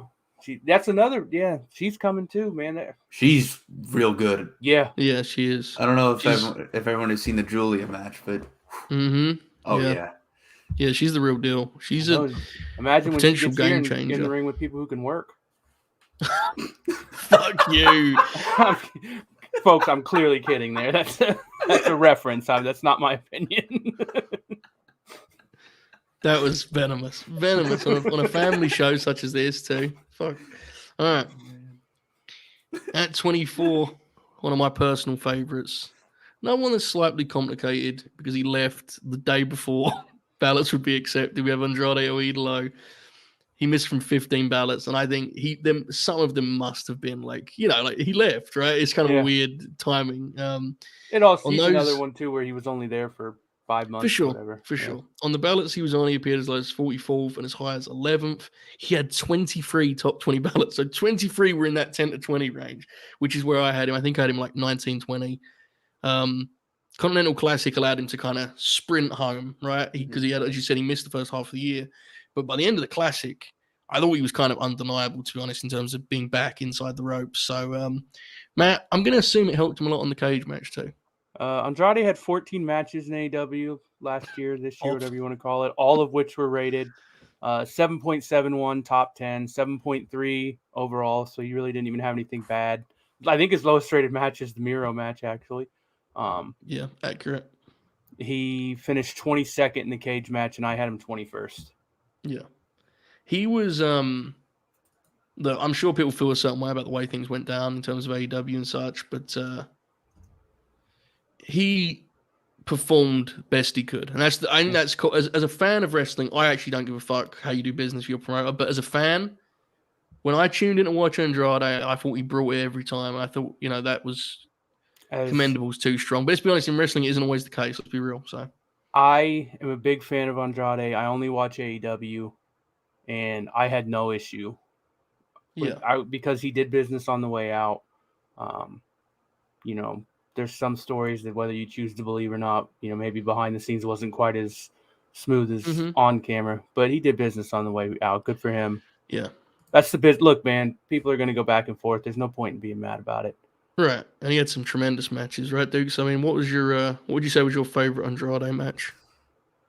Either Brian Yeah. or the Buddy ladder match. Yeah. The Brian match reworked the eye was very compelling. Yeah. The second Brian match, best. I think, the one in the Continental Classic. Yeah, you're right. It's not his best match, but I remember really loving that Dynamite match that him and Brody had, where it was a collision match on Dynamite. Do you remember that? Yeah. I remember that being really good. The finish where he dropped Brody's head onto the buckle, or the post, whatever. But yeah, he's tremendous wrestler and also very handsome. I hope his WWE run goes well. I think with being on Raw, they have 3 hours to fill. I think they have no choice but to let him wrestle, and I think he'll be okay. Again, for all of the issues, if you let him wrestle with Chad Gable or Gunther or whatever, how bad can it go, right? So, Joe, do you think this is a crazy take? I think that his floor is higher in WWE, but that his ceiling might have been higher in AEW. Do you think that's wrong? I don't think it's wrong. So here's the thing. If you just look at his style and the promotions and the way they operate, I think he's actually a better fit in AEW just generally. The issue is he had burnt trust, and so there was the ceiling was effective with that. And on the other hand, granted, we don't know how Triple H's status is going to develop, but for now he's running the place, and he did very well by Andrade. Oh, he's going to get used. There's one thing there's no question about is he's going to get used consistently. Right, which speaks to your kind of point about the floor. So I think I'm not convinced he's ever going to be like a true top guy in either promotion. Which is what it seemed like he was going to be at one point, for sure. Yeah. It's, that kind of lull that he had, because unfortunately he got called up into the worst version of WWE main roster imaginable. He just stayed in the same position. I mean, he had the Ray matches, but their creative was fucking dreadful for him. I'm going solely by what I saw, but it sure felt like we were on a pathway to that kind of being mended in AEW, and then it was just kind of over. Yeah. Yeah. It seemed like he had won Tony back over, and then he was just gone. Yeah. Well, a lot of these guys too. Obviously, there's more to it in terms of these wives being in WWE. Oh, that's fine. I don't blame him one bit. Yeah. Yeah. I love watching him, though. I know that much for sure. Yeah. So hopefully, he gets some good stuff from Raw. I'd love to see that Gunther match. I think that would be terrific. So we'll see. All right, another fella who left, slightly more dramatic fashion, comes in at 23. I found these numbers to be stunning, to be honest. Who are you talking about? I was fascinated whether he'd be on here, honestly. Okay. I thought there was a real chance he wouldn't even make it. So did I. At 23, we have CM Punk, and this to me is stunning. 64 ballots. He was only missing from 10 ballots. I found that I thought that would be higher. Stunning. He was as low as 50th and as high as second. He had 3 top 10 ballots and 24 top 20 ballots. Now, look, I love CM Punk. I have found it hard to compute that, to be totally honest. And I loved his multi-mans with the FTR. Obviously, the Joe matches, big thumbs up. But beyond that, it's like you had Kojima. The Ricky stuff didn't quite work. Obviously, I love CM Punk, but I just couldn't quite, it didn't quite add up to me, to be honest with you. And especially because he was only around for 3 months. So, I don't know, Matt. What did Cage Match say? I'm intrigued by this. He had exactly 10 matches. Of course, all were rated. 7.35 was his, obviously, both top 10 and rating. He was 36th. I put him 31st. I thought that he was consistently solid. His matches were consistently solid, but that's all they were. which is why I put him in 31st. Like, he didn't really have I don't think he had a great match in his last AEW run. Big Wembley was pretty great. Pretty damn good, but I don't think I'd call it great. Really? Yeah, I mean, I loved it. I just don't. That's fair enough. Yeah. I don't. I mean, I love Samoa Joe, but obviously, sentimentally for you, that's a bigger deal. I think it was a very good match. I'm not knocking it. Yeah, that's fair. That's fair. I mean, I know Tate felt the same way about it. Tate thought their collision match was better. I don't know. I was there live, so it's like. Well, yeah. I do think there is something to be said for like. While part of it is the Jack Perry thing, I do think also there's those fellas understood that moment. I think better than a lot of that roster did. Like that was a stadium match. I think that was a hell of a match. I think there are people who act like his last AEW run was better than it was, and there's people who act like it was worse than it was. Like that. There was the 2021 injuries definitely tanked Punk. That was very apparent. His gas tank wasn't the same. If you look at the Ricky Starks matches, which were 20 minutes apiece, you could tell like he felt them. The early vibe, the early collision vibes, he gets credit for, and justifiably so. But it wasn't necessarily because of his in-ring work. No. Yeah. I did think 23 was a little generous, and obviously Punk, I'm a huge fan. But Dukes, what did you make of Punk's 2023? It was certainly newsworthy. Yeah. I thought all the multi-mans were great. Yeah. In the beginning. I think I liked the Collision Joe match. I didn't like the Collision Ricky Starks match. Yeah. They didn't really have the chemistry that I thought they would. The Collision Joe match was like, if you were doing star ratings, it's like a 3.5 star match, but it was a very well wrestled, like setup match, like it's one of those. I will say, you mentioned the multi-mans, Dukes, like that first Collision main event, while definitely too long, there is something to that match. There's a magic to that match, like you could. It's the first episode of a new show. It's like a big deal. Yeah, and it's like you could definitely trim that by like fucking 7 or 8 minutes, and you would lose nothing. But I remember that match, and again, this is a biased thing because I'm a fan of the guys involved. But I do remember that match better than I remember a lot of stuff that was probably rated higher. And that's kind of where wrestling is unique, and everyone has a different experience. But anyway, all bits aside, I know there was a lot of fun and so on and so forth. But hopefully, I think we can all agree on this. Hopefully, CM Punk can end things on his own terms, right? I think it's pretty apparent that he's very close to the finish line, and physically, it's to say it's wearing on him would be an understatement. Yeah, but he has certainly been compelling, hasn't he? I mean, he has been a character, and I think it'd be cool if he got to finish his story. God forbid I use that phrase on this night, but I think it would be cool if he got to go out on his own terms, which it's been tough. He's had a really bad run of injuries, so hopefully, probably top 5 all-time favorite wrestlers. Yeah. Not go for it, go Matt, sorry. I'm not going to pretend that the last year hasn't skewed my current opinion of him, but that'll fall off over time. Yeah, because when it's. I want to quickly talk about this actually, because I think this is like a underrated thing. Is like I tweeted the picture of him and Joe at Wembley when he got injured, and I know a lot of people were just saying this sincerely and being like, being honest about it. They were saying like this was his last match. This is what I remember his last match. But look, the reality is, folks, and we all need to do a better job accepting this. Most wrestlers do not go out in a particularly dignified fashion. CM Punk's hero was Roddy Piper, who had like 6 bad years to close out his professional. Like, but when the dust settles, you remember what you remember. So I don't know, man. He's again, he's certainly been interesting. I've loved watching him, especially his last couple of years. So anyway, someone who's got a lot of years ahead of him, bright future for sure. At 2022, sorry, 22. Jesus wept. It's 5 a.m.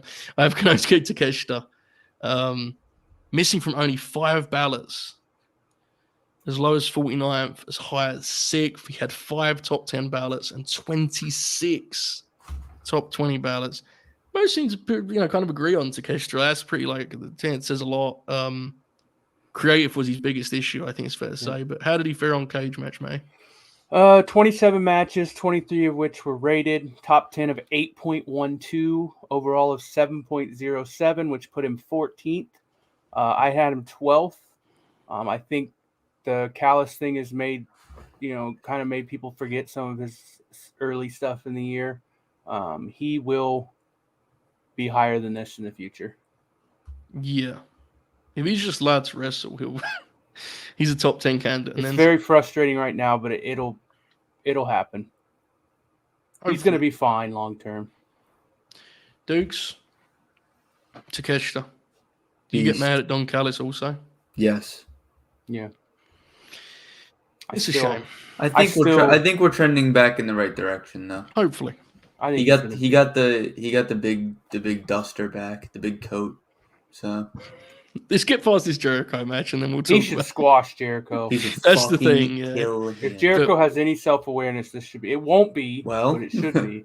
Yeah, I was gonna say. Let's see. He doesn't have any self-awareness. Did you see him fucking perform the weekend on his boat? Oh, he posted it himself too. Yeah. What the fuck was he wearing? He was doing a cover of the weekend, and he had like a red wig on. I was saying to the fellas, like on Wrestle Purists, the weekend one was much worse because with Bowie, while it was like very unfortunate, Bowie's like clearly one of his heroes, so you could at least kind of squint and go, he's trying to pay homage, you know. But the weekend, he just thinks that sounds good. That's even worse, you know. It's very deeply very upsetting. Embarrassing. He can't sing. Well, and Takeshita needs music. Yeah, they should need to turn him babyface again. Fuck off. Of course, bro. You never should have turned heel. I still think he's going to be AEW World Champion one day. We'll see. I hope so.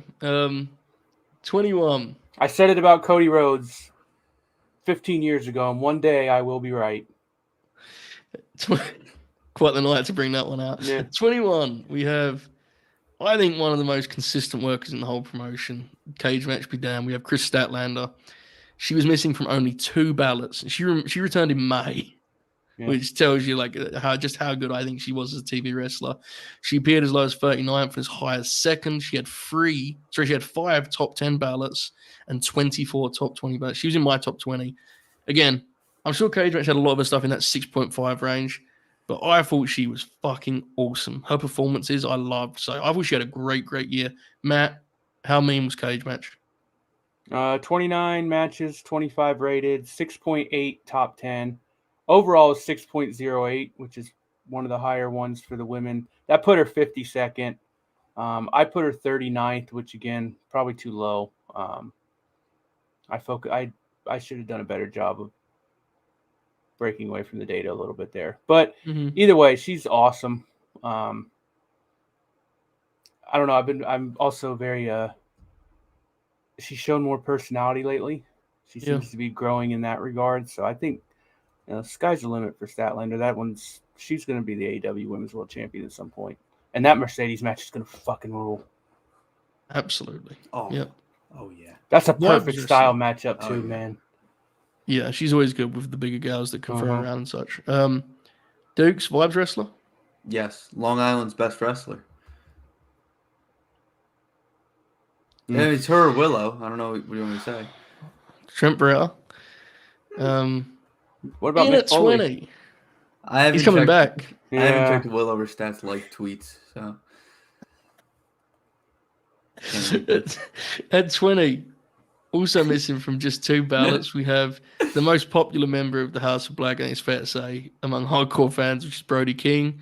Another guy who benefited from the Continental Classic, gave him a chance to actually have some productive work as a singles.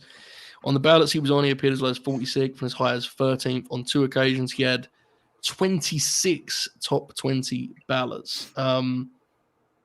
I wouldn't imagine there was a great depth to his catalog, but the Continental Classic allowed him to kind of sprint home as Andrade did. Matt, is that fair kind of assessment? 27 matches, 22 rated. He did have the most matches of the House of Black, which of course is because of the Continental Classic. 7.79 top 10, which is 20th. 6.83 overall, so very good overall. I put him 26th. Bro, 20th. That's exactly where he came in on the top. That's pretty neat. He's good. All right. There was a period there where I think Joe and I both were kind of questioning whether he might not actually be as good as people thought as a singles wrestler anyway, and Continental Classic proved that wrong. I do think he...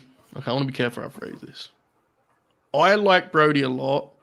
I do think people overstate he's different to the other members because they think he wants to stay in AEW. I do think that's the thing. I think 'Cause that's I think true, yeah. I think he's a really good big man, but I do think it's overstated, like this kind of big. I think gold Buddy's the thing. best worker in the group, but of course I do. He's So by far the best, like traditional worker, right? Like Right. Brody certainly has a big man. They're all very good, right? Malachi can be fucking terrific when he wants to be. He's just I do. you know. He doesn't care. His stuff with Garcia was really good. I think he seemed motivated in that setting. So I don't know. Yeah. We'll see. That's great He obviously match. isn't in the Fleet 50. Yeah, I like the FTR. Dukes, Brody King, singles gold this year, yes or no? Ooh. That's neither yes nor no. That's a yes. Oh, he is? Oh, shit. know. Okay. Maybe he'll be Brody King versus Roderick Strong for the Oh, my what's the God. belt called? Roddy would fucking hurl him around, bro. What's that belt called? The world International title. Yeah. Jesus. The world's television title. Yeah, sure. The one with all the flags on it or whatever. Yeah. The All Atlantic, brother. All right. In the 20s, we had Remember the Shida. rebrand for that?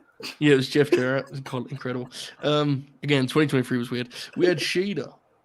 We had Tony Storm, Athena, Nick Jackson, Willow Nightingale, Andrade, CM Punk, Takeshita, Statlander, Brody, King. All right. At 19, Absolute Ricky Starks. Also missing from just 2 ballots. Was as low as 44th and as high as 9th, which is one of 5 top 10 ballots. I was one of those. I think I had him at 9th or 10th. I was way high on Ricky. Almost certainly unfairly so, but I don't care. It's wrestling. And he had 29 top 20 ballots. Ricky Starks did not have an incredible in-ring year. I definitely overrated him. But there was a while there, especially when AEW kind of sucked in the fall, where he was one of the only things I enjoyed tuning in to watch. When he was doing the Brian stuff and the Big Bill things started taking shape.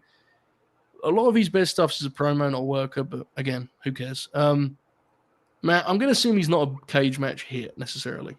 So I think there's something to be said for him being big match Ricky. Oh, yeah. 33 matches, 28 rated. His top 10 rating was 7.7. His overall rating was 6.58, which is one of the largest variances of anyone in the company. That put him at 23rd in cage match rating. I put him 18th. I think that he is a worker who benefits from a longer, like he's not a good TV. He's not a great little 8-minute TV wrestler, but you give him something with meat on the bone and he delivers. Yeah. And something that, meat on the bone in terms of time and also like substance as a feud. That's where he'll really shine. I think he isn't enough of those chances. I love Ricky Starks. If you love AEW, I think you should be prepared for Ricky Starks to leave AEW, and I don't think you have any business being mad about it when he does. Yeah, he's had a lot of like flirts with Stardom, right? It's been tough. I always remember that Dragon match we were there for, though. That was special. So both of those matches were great. Dukes, where are we at on absolute Ricky Starks these days? I love Ricky Starks. The strap match is one of the most like sicko, just disgusting things I've ever seen. I mean, I think I want to say it was me and Meech. We're in the Discord and we just kept rewinding the shot where he like whipped him in the face. We watched it like 10 times in slow motion. Hell of an experience in the building too. That match fucking rules, dude. One of the all-time Danielson moments of just like, fuck it, I'll fix it, Like, yeah. God, he's such a beast. He's unbelievable, but he's not going to come up later, so we'll talk about him now. At 18, we have another fellow who I think benefited from the Continental Classic. We have Mark Briscoe. Not obviously missed some time and so on, but he was only missing from 3 ballots. He appeared as low as 5th, and as high as 8th. He had 3 top 10 ballots and 33 top 20 ballots. So very much living that 10 to 20 kind of range there. That's why I had him. I do think, Matt, when we look at these numbers, that may be a little high, would be my guess. But again, performance, right? Continental Classic, he was seldom positioned to have the best match, but I thought he often did have the best performance in the Classic. So I have no problem with it. I love Mark Briscoe, Matt. I assume Cage Match had an issue with this. 16 matches, 13 rated. 7.45 was his top 10. 7.1 overall, so that's pretty high. He was 34th. I had him 29th. I love Mark Briscoe. There wasn't enough. He was hurt. There wasn't enough depth. The Joe match was in Ring of Honor. Some of the he had matches with like JD and Shane Taylor on Ring of Honor TV too. So it's hard. I really want to see him work with Christian Cage, fellas. Yeah. Oh my god. God, that'd be a great match.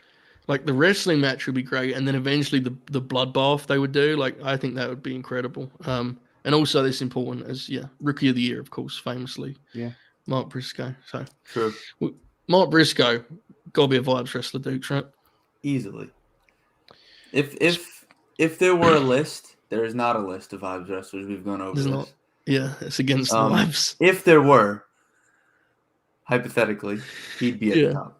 It would have to be like more of a collection, right? What was the word we came up with? Someone said it in chat. It was like a tier. Conglomerate. Okay. Ever-changing conglomerate. Speaking of vibes, him hitting them with the cage door at the end of Collision. Oh my god. Was an AEW highlight. Oh, and Brody diving through the ropes like Darby Allin was ridiculous. Fucking wild.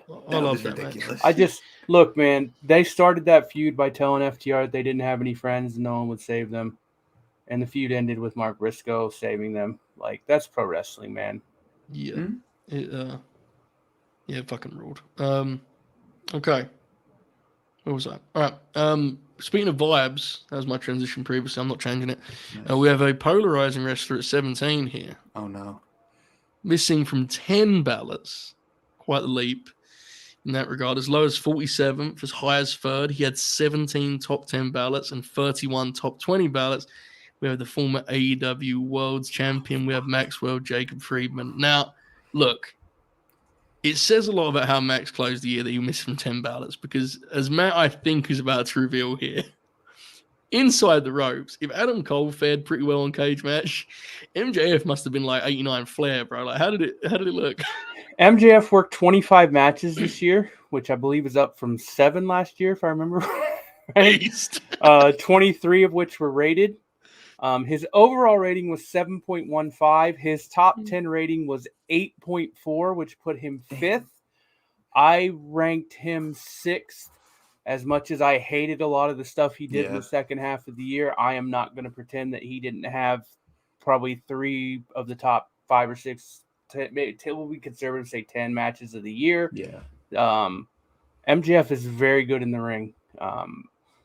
I don't love some of his instincts. He's still very young. I'm hoping that he can fix some of those. But in ring, when he wants to have a classic match, he's going to have a classic match. He's fucking good, man. He's better than he gets credit for, some of which is his own fault. But, yeah, he's a tremendous The Danielson match is a genuine classic. That's like an all-timer, man. Awesome. Yeah, that's one of the best matches they've ever done. Like, genuinely. Yeah, it was very, very special. Dukes, I know you've had some... You, I think, more than anyone on the Late Night Grin have had severe ups and downs of MJ because you've been all in on different occasions and all out on others. Yeah, I have. I want to like him. I want to like him so bad, but that's really part can't. Of what That's part of what drives me crazy about him. He's literally me. Like Mm-hmm. no. Jewish kid from Long Island. That got. I mean, come on. How am I? He's literally me.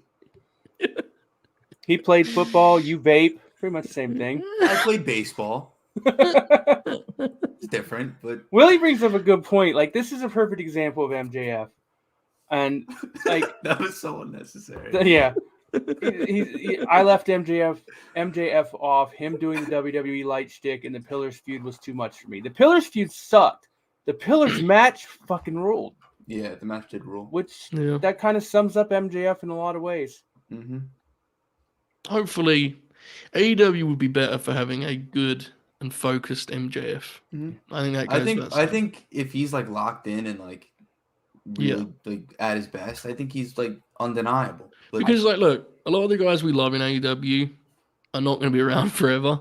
No. And Max is like 27 years old. You know, It's so easy to forget. And look, I'm not saying that it defends what he's doing now, but it is easy to forget that he's probably still 8 to 10 years away from his prime in pro wrestling. Yeah, it's especially in terms of like mentally. Yes. That's when a guy really figures it out. So And he's not putting up so much wear and tear on his body that he's going to be cooked by then. yeah, Well, I mean, he's yeah. had some injuries, but yeah, I guess in terms of just match catalog. Yeah. Hopefully he's doing well physically right now, right? Because it's like that Yeah. Joe match, whatever anyone thinks of Max, that was a serious fucking effort what he did in that World's Yeah, it End match, was. considering how beat up he is. You could tell just Yeah. performance. Yeah, and it was let's be honest, the show needed it too, didn't it? It needed a pretty good main event. So I'll be so excited when he comes back, and then we'll see what happens from there. Yeah. Yeah. All right. At 16, we have Manny the Hooper's favorite wrestler. We have Roosh, missing from just 2 ballots, appeared only as low as 38th and as high as 2nd. He had 5 top 10 ballots, 29 top 20 ballots. Continental Classic. Missed a lot of time, actually, in the middle of the year. Had the Danielson match, which I think is probably the most underrated match of AEW's 2023. That's like a TV classic, to be honest. That bloodbath they had. Horrifying match. Roosh is just, in any matchup, that dude's fun to watch, right? It's one way, and he beats the hell out of people. So that's always engaging, Matt. What did Cage match think? He was 33rd, 21 matches, 16 rated, 7.47 top 10, 6.7 overall. I put him 37th, which is too low. Joe knows this. I did all this the day that this was due. Yeah. And I definitely should have done all the numbers and then waited a day to do my ballot to where I wasn't so locked in on the numbers. Seeing Roosh at 37 is a mistake on my part. Dukes, I have an idea. Samoa Joe versus Roosh. Oh. Joe, have you ever watched Roosh versus Bryan Danielson from AEW Dynamite in 480p with Spanish commentary? This was funny. Yeah. Because let me tell you something. You think that match is good? You got to hear Thunder Rosa on comps for that thing. It's ridiculous. That probably is awesome. It is. I joined you guys later in the evening that night, right, when you're doing the Vibe matches of the year. Yeah.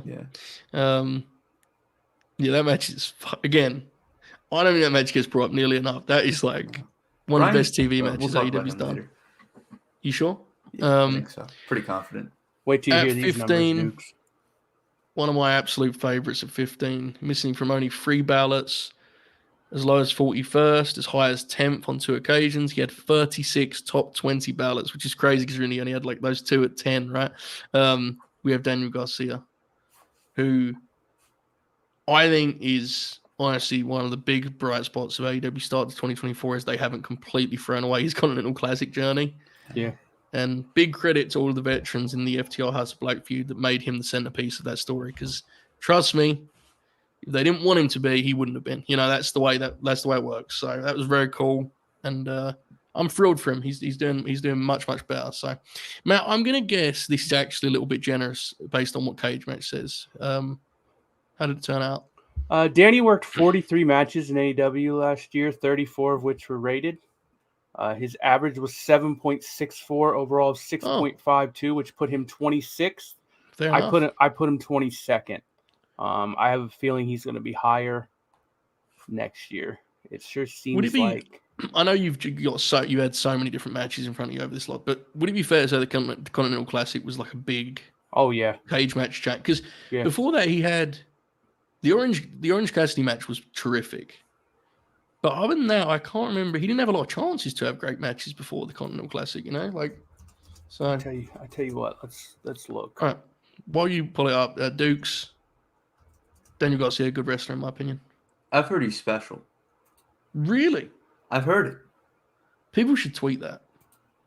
I'm gonna do it now, actually. Yeah, let's do it. Everyone tweet Daniel Garcia is special again. Yeah, let's do it, folks. I've still never tweeted that. Don't at Bob though. While you guys are doing that, let's see here. Go for it. Daniel Garcia is special, period. Yeah, that's important. That's really important. Daniel Garcia's top 10 AEW matches of 2023. November 10th versus Andrade, 7.16. December 2nd versus Andrade, 7.24. An 8-man tag where he teamed with Danielson, Claudio, and Mark Briscoe against Brody. Yep. Yeah, that's World's End, yeah. 7.35. He teamed with Sammy Guevara against Adam Cole and MJF. That was a 7.5. Brody King in the Classic, 7.6. Orange Cassidy, 7.6. Yeah, that was tremendous. 7.68 was a 3-way 6-man tag team match where he teamed with Jericho and Sammy against the Elite and the House of Black. The Eddie Kingston Continental Classic match, a match that we definitely didn't mention and that I actually didn't see, and I can't remember why. Oh wait, I remember why now. Daniel Garcia versus Shibata versus Orange Cassidy versus Zack Sabre Jr. from Forbidden Door. That's an 8.22, and then the Bryan Danielson match, which is 8.24. God bless. Yeah. So that was the that was when I was booking a hotel room for Chicago, and I missed that match. It was on in front of me, but I don't remember it at all. It was worth it. Yeah. Well, 14. It really wasn't, though, because I didn't even end up staying at that hotel. Oh, yeah, true. Oh, well. 14, we have Switchblade Jay White. He was missing from only 3 ballots. He appeared as low as 49, a high as 5th. He had 8 top 10 ballots, but 35 top 20. So, this is where I had him.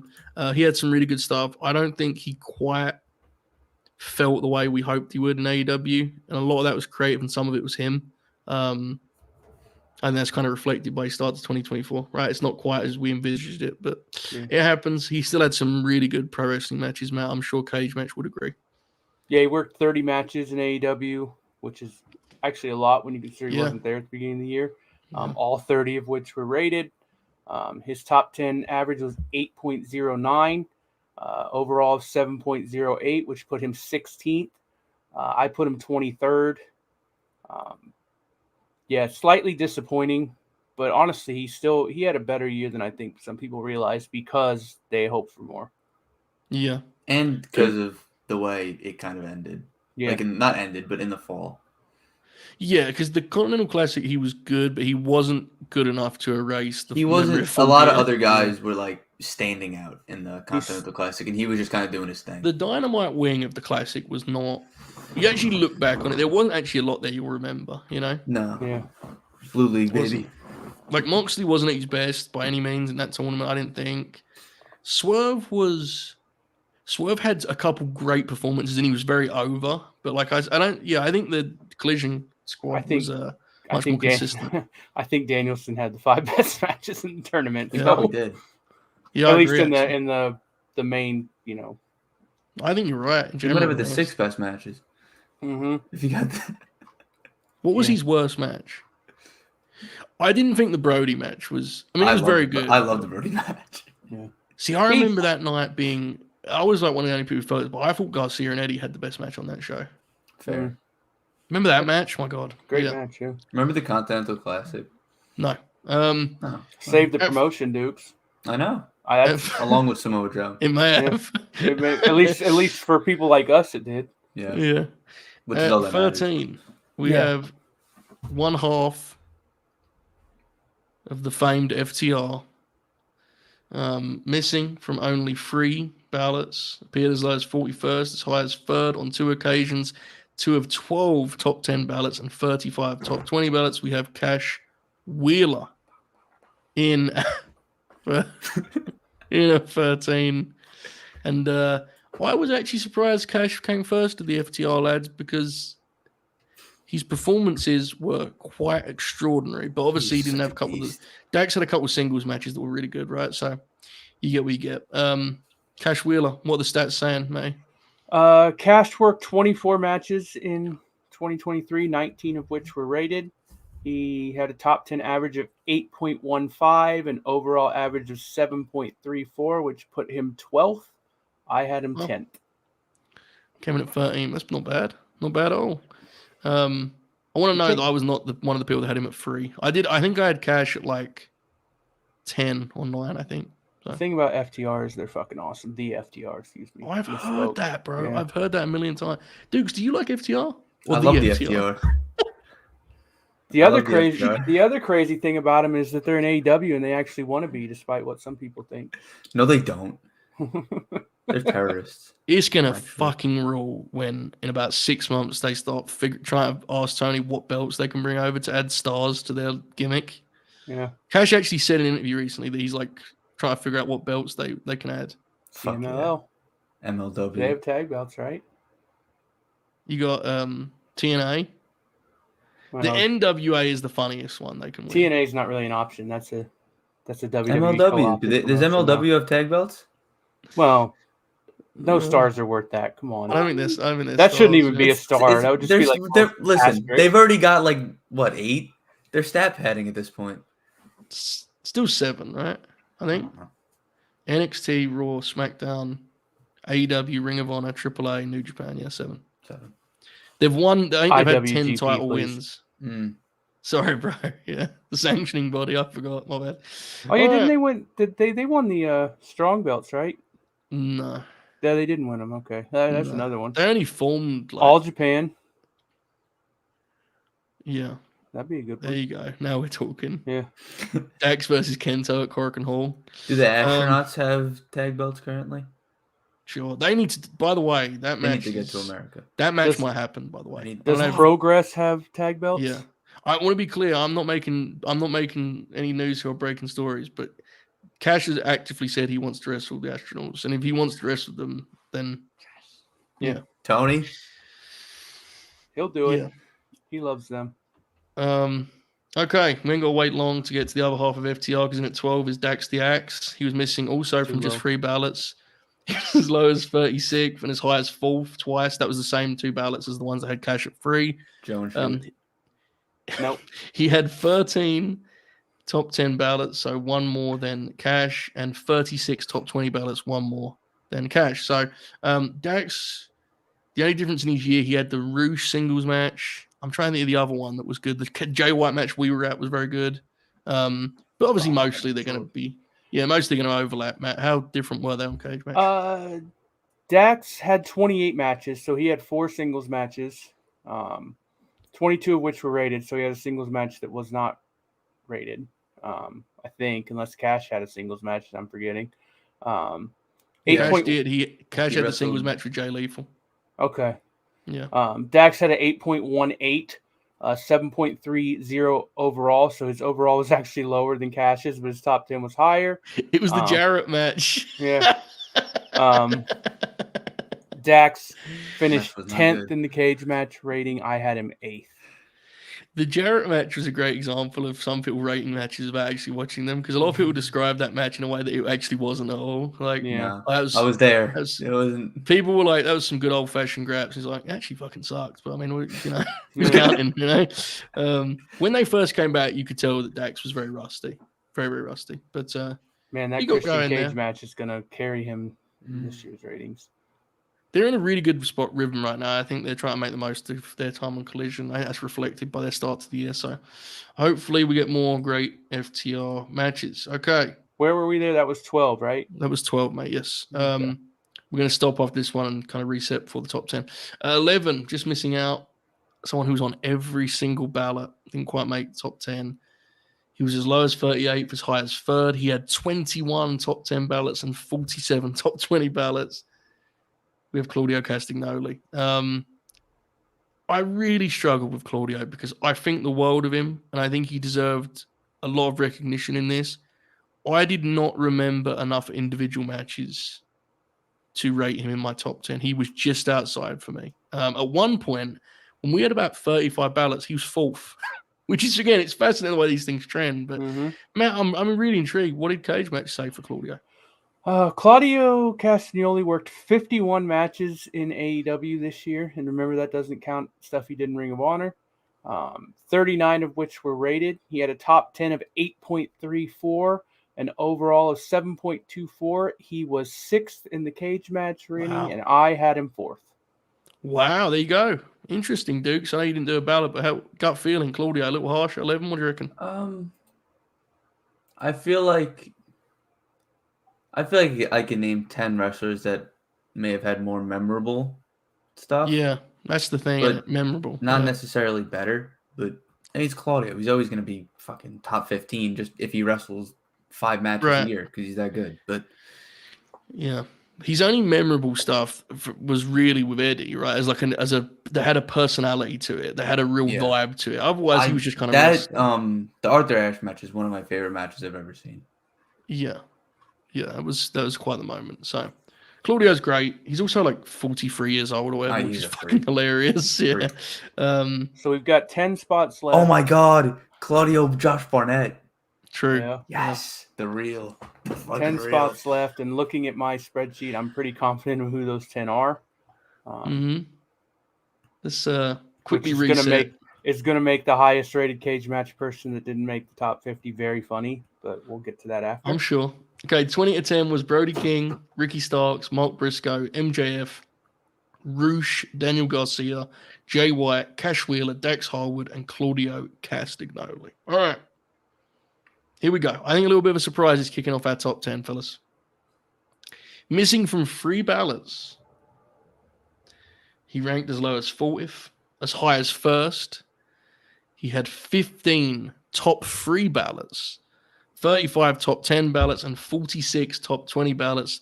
He is the best ballot machine. He is Kenny, by God, Wow. Omega. 10? Now, this one was really 10's interesting crazy. because I don't want to spoil your bit, man, but you was texting me some of his numbers, right? And I think because of his creative and because of how kind of absent he felt at times, even before he went down, at the end of the year, I think it has kind of skewed what he did inside the ropes, which I think you're about to kind of shine a light on here as he came in at 10th. Tell us about it. Kenny Omega worked 26 matches in AEW this year, 26 of which were rated, which is the exact same amount of rated matches as the American Dragon Bryan Danielson. He had a overall rating of 7.74, which is the second highest overall rating. He had a top 10 rating of 8.77, which is the second highest top 10 rating, which put him second in the cage match ratings, and I had him second on my ballot.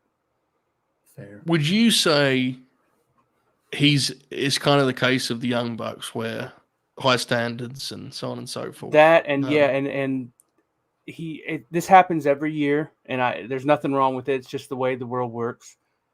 His best stuff was earlier in the year, like that last 3 months. Yeah. That happens every year. He would have fared better if the MJF match was a promoted thing that people remembered. He would fare better. Unfortunately, that match is like it feels like a bonus feature that happened. Like it has no context in AEW. The Ospreay match, the Takeshita match. All those trios matches, the Vikingo, like he had a hell of a year, man. Moxley cage match, yeah. No, I can't really criticize the placement because I think I had him at 10 or 11, so I can't. There was a point in the year, probably until maybe the fall, where he would have been my number one, and then we did a mid-year. Wrestle Purist did a mid-year award show, and I had him as my wrestler of the year. The Don Callis stuff fucking sucks so bad, man. And the fact he had a trios match at Wembley that was not even like a great trios match, it's such a shame, bro. Like it's just sucked. Honestly such a disservice to everyone involved. Who knows if he's even going to be able to wrestle it? Exactly, it's just fucking ridiculous. He's the obvious wrestler you go to when it's Wembley. The people fucking it was cool that you guys got to see the Takeshita match in person at All Out, but it should have been flipped. I think. Of course it should. Yeah. Kenny's the first guy you go to when it comes to a match at Wembley. He's the best ballot machine. He's a big match wrestler, He's Kenny Omega. If Kenny would have been, and I guess now that we know what we know, the answer is actually could have been in the Continental Classic, he would have finished second in this poll. Yeah, I agree. All right. In at 9. Appeared on every single ballot. Not many people have now say that, right? It's been quite the night in that regard. He appeared as low as 41st, as high as 1st. He had 8 top 3 ballots, 28 top 10 ballots, and 55 top 20 ballots. He's the current reigning and defending AEW World's Heavyweight Champion. Oh, yeah.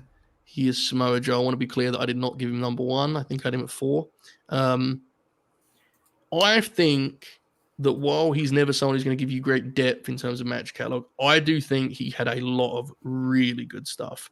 I do not know if Cage Match will agree. Matt, how did it respond to that? 22 matches, 16 of which were rated, 7.63 top 10, 7.03 overall, which put him 28th. I put him 17th. Yeah. So I do think one of his stronger matches that wouldn't have counted towards this is the Mark Briscoe match, which again gets to that Ring of Honor. Because that match, I think, is actually one of his best matches of the year. The first MJF match I liked an awful lot. I thought it was actually very, very good. Second one was as good as it possibly could have been, right? You had the Punk matches. You had, I'm trying to think if there was something else that I wanted to bring up. Because he had that stretch. Oh, God, I forgot. The Darby Allin series. Oh, yeah. Oh, my God, He had the second and third match of those. And his biggest thing that I think probably means this was a little generous to him was that stretch before Collision came about. But everyone's forgotten this. After he lost to Wardlow, he was not on AEW TV until Collision. He was Ring of Honor exclusive. Yeah. Which is insane. He's now the world's champ. But Joe's biggest strength, I mean, look, he had 9 more top 20 ballots than Kenny did. His biggest strength was he's just not divisive at all, really, is he? Like, people just like Samoa Joe, and that's that. Duke's quite the year for the big man. Oh, yeah. He's back. I've heard that. He might have to go away again soon, but he's back right now. I do hope we get another TV title defense, and I don't know if we're going to, but I feel like we have time here. We have a month, squeeze one in. They have 4 shows a week. We gotta get the Big Tom match. Yeah, I need it. I really need it. Who's behind Paige and Swerve in the rankings? Well, they're giving Mox a lot of wins. I still think that might happen, to be honest. Especially because Mox doesn't need, it's Mox, right? You can always just do one of those matches. Yep. But yeah, this is the thing and it's always hard to separate these things. There's another guy who will fit this bill. Like, Joe is such a good character on that TV show. He's one of the most consistently interesting and entertaining guys. So he is in at 9, and I think his best in-ring dance partner in AEW comes in at 8, which is Darby Allin. He was on all but 1 ballot. He only dropped as far as 30th. He was as high as 2nd. He had 8 top 3 ballots, 31 top 10 ballots, and 52 top 20 ballots. The most consistent wrestler, I think, under an AEW banner. I think he's just exceptional as a TV wrestler. Probably not as many highs as some Matt on the Cage Match, but very consistent. Is that what Cage Match kind of co-signed? Darby worked 46 matches this year, 40 of which were rated, which is the 3rd highest in the company. 8.14 top 10, 6.96 ratings. So it's one of the highest variances. Interesting. He finished the Luchasaurus. Yeah, he finished 13th. I had him 11th. Just a damn good, consistent TV wrestler. So that variance has surprised me, but I think his general TV match, I think I like more than the Cage Match, folks. Yeah, he also had a couple of him and Sting had his first couple shaky tag matches. Good call. I forgot his floor down, the Naito one. Actually, based on the numbers of Sting that Matt read out earlier, it's actually kind of crazy that he fared that well because he's in all of those matches, right? Mm-hmm. So that's a good call. I think Darby has the 3rd biggest variance between top 10 and over. I think. I don't have just eyeballing it. Yeah, it has to be a Sting thing, I think. At 7, someone I think may be a little bit hard done by, honestly. He's on all but 1 ballot. He appeared as low as 44th, as high as 1st on 3 different occasions. He had 10 top 3 ballots. I apologize. 40 top 10. My goodness, I can't read. 10 top 3 ballots. I think I said that, right? He had 40 top 10 ballots and 56 top 20 ballots. He is the current international champion. He is Orange Cassidy. 40 top 10 ballots, by the way, which is up. Darby had 31 and Joe had 28. So that's kind of crazy in itself. Yeah. But he did not. There was a big difference between that and the top 3. So that's where he kind of landed here. The end of the year, I think, killed him, to be honest. I think people just kind of had enough of the international title thing. That was the killer. I think if you do this in September, October, I think you might win it, to be honest with you. Yeah. So how did that kind of reflect on Cage Match? Orange Cassidy worked 61 matches in 2023, 55 of which were rated. Fuck. He had an average top 10 of 7.97 and an overall average of 6.55, which is the largest variance. He finished 17th. I put him 16th. That's probably harsh. But I just there's some bad matches in there, man. Yeah. But yeah, he probably should be higher. That's another one that I probably should have, put more consideration into. He was Yeah, I so don't know. good there for a while, and just a workhorse. I mean, 55 rated matches is insane. Yeah, it was probably to his detriment in the end, Yeah. wasn't it? Because I love Orange, and I felt like he was overexposed by the end of the year. Yeah. More specifically, not he was exposed so much as the formula of like him versus guy that for a fact isn't going to win. Yeah, with that belt. Yeah. Going back to it after he lost it. Yeah. Going back to it after he lost it in the perfect way to lose it was unfortunate. Yeah, I'll never get injuries it. and stuff. So yeah, for sure. I just feel like there must have been a better way to pivot there than doing that. It's obviously, it happens. All right. We were in a real spooky time then. We didn't know. That was the dark times, Joe. 6 spots left, and I'm fascinated by the order, besides the one that we know for sure. Yeah. All right, here we go. This gentleman was on all but one ballot. He appeared as low as 47, as high as first on 2 different occasions. He had 8 top 3 ballots. He had 46 top 10 ballots, which is wild, and 54 top 20 ballots. He is the TNT champion. Yeah, baby. He is Christian Cage. Now, here's what I'll say, and Matt, maybe the cage match is about to dunk on me for this, but here's what I'll say. See, Duke, see how hard it is? There you go. It is, because it's like inverted, Yeah, you adjusted much quicker than I did. While his character work dominated the conversation, I do think Christian's best in-ring work was superb. I think he was like an extreme example of what Joe had this last year. Does Cage match agree with that, mate? Christian Cage worked 14 matches this year, 13 of which were rated. Top 10 of 7.7, overall of 7.4, which I believe is the 5th highest overall. But his top 10 only put him 24th. Wow. I put him 13th, and that's only because he didn't have the work, the workload of the other people around him. But I mean, he was my wrestler. I voted him Wrestler of the Year in the WrestlePierce Award, so that's 2 different things. So he had for the year, I think I remember this right. He had the Final Burial in March, which was his comeback. He then, as far as I remember, did not wrestle until the Wardlow ladder match at Double or Nothing. Remember that? And I think his next match was the big tag match with Punk. The one that went like an hour on Collision. 4 hours maybe with Darby and Ricky. So he didn't wrestle a lot, but one thing I would say is the Dragon match and the Darby match at pay-per-view I thought were just special matches. They were 2 of my favorite AEW matches. So I think it's fair enough, Dukes. What do you reckon? Fair spot for Christian Cage? Yeah, I think it's about right. I mean, if the run had started earlier, then maybe he would be higher. But I think for the amount of time that he was champion, I think it's good. The interesting thing with him is he worked, like I said, he worked 13 matches. 5 of those 13 were under 7. Nothing under 6, but he had the Wardlow match is 6.74. He did a tag with the Dinosaur against Darby and Sting. It's a 6.2. He wrestled he wrestled Trent 6.35, which I'm sure we liked more than that. The 6-man he did with the Cope, Darby, and Sting 6-man was a 6.66, which is hilarious. The first Cope match is a 6.92. But he's also the Darby, the Darby Wrestle Dream match is 8.98. Danielson match, too low. Danielson match 8.51. The Cope pay-per-view match 8.37. I gotta be honest. I think that Dragon match I think that match is actually better than that, and that's a great rating. The all-in match is at 7.39. Darby singles 7.76. It's an interesting year. Great match. I say this whenever it comes out. I want to implore people again.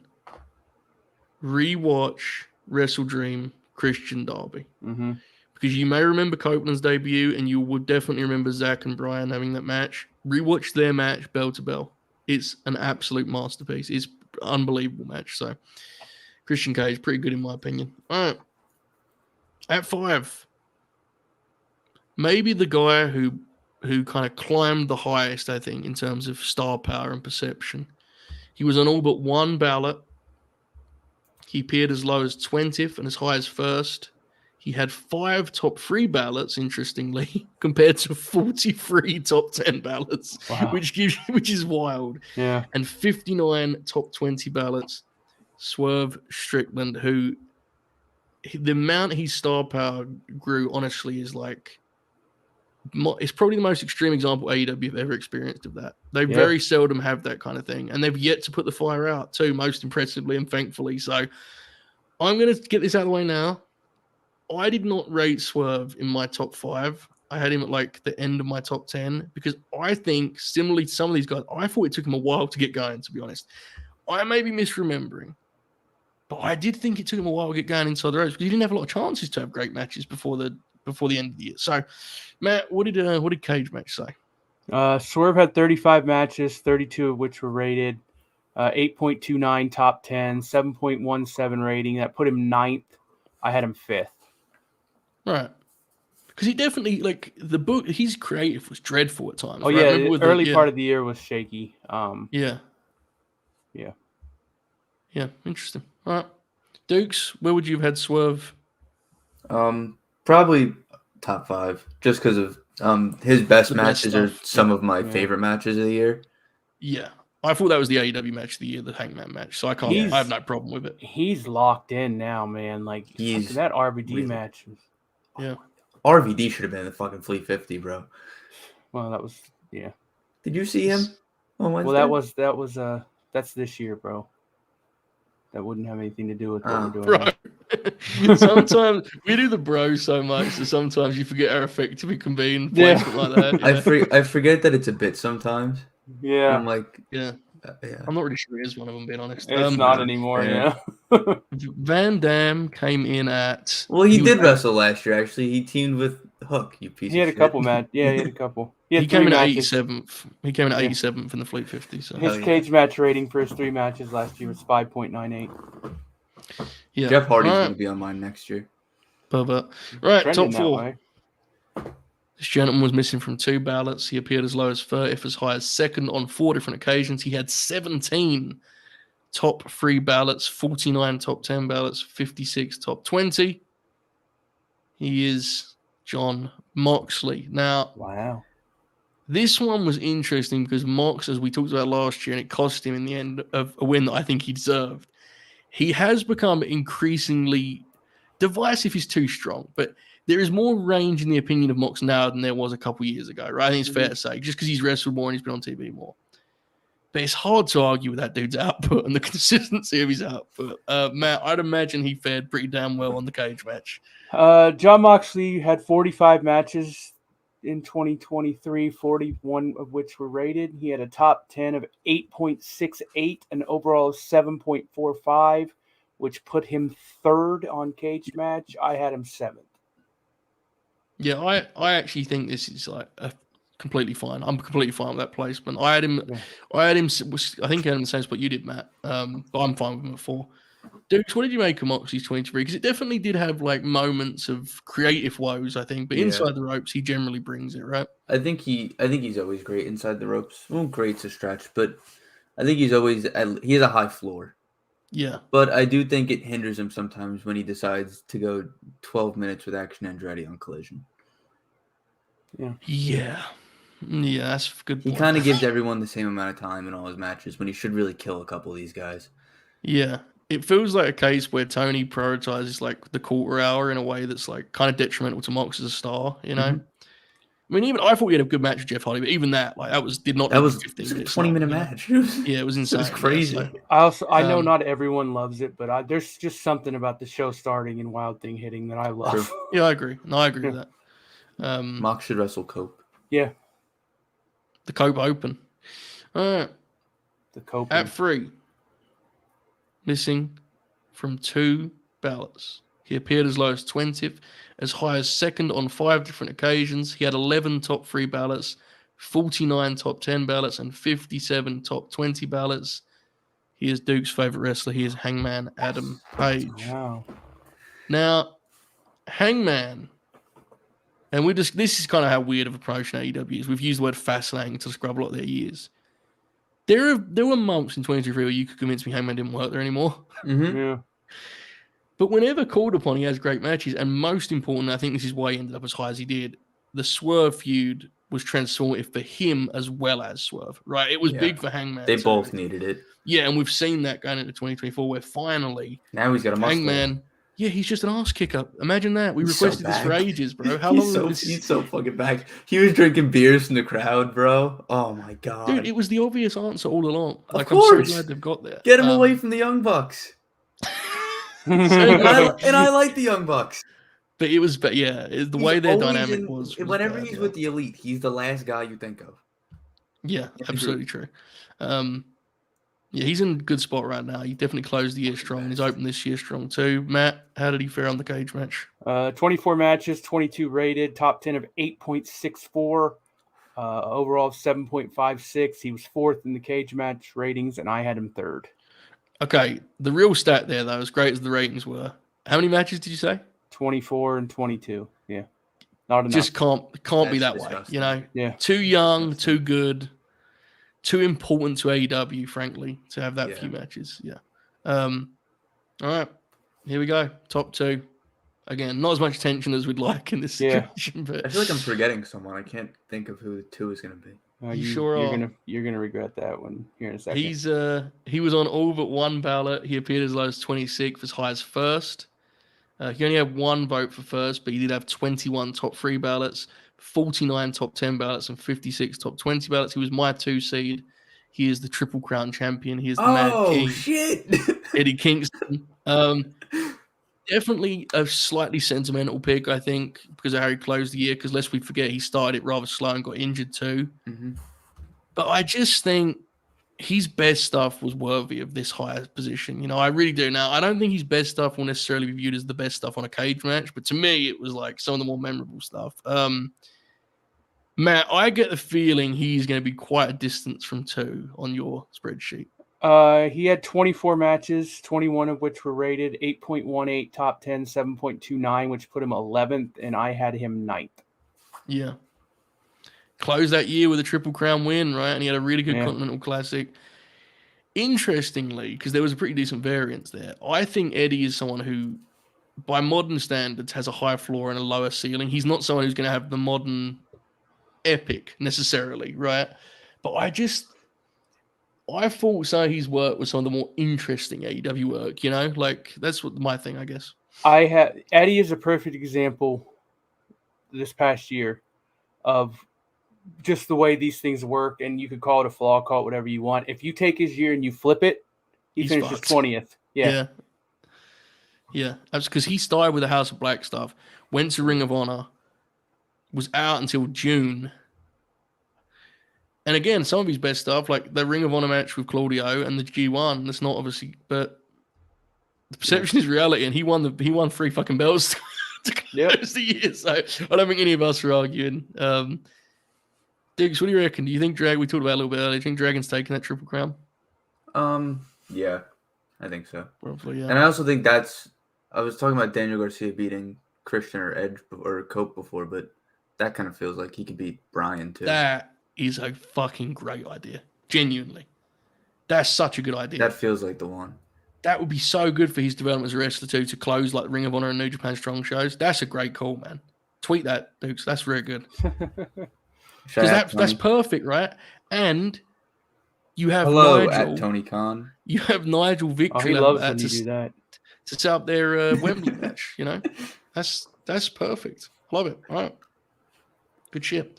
All right, folks, here it is. I think we all know where this was headed, but you know, you get what you get. He appeared on every single ballot. He only fell as far as 14th. He only had 3 ballots that was outside the top 10. He appeared at first on 43 ballots. He was in the top 3 on 51 occasions. He was in the top 10 on 58 occasions and was in the top 20, obviously, for all 64. He is the American Dragon, Bryan Danielson. And I thought, without having cage match and I was in front of me, I thought he won this by a like almost embarrassing margin, considering that he missed 6 months. Yeah.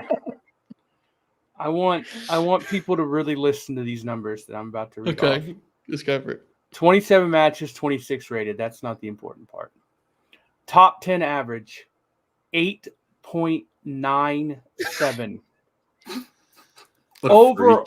Overall average, 8.32. The next Overall, that's insane. The next highest overall is 7.74.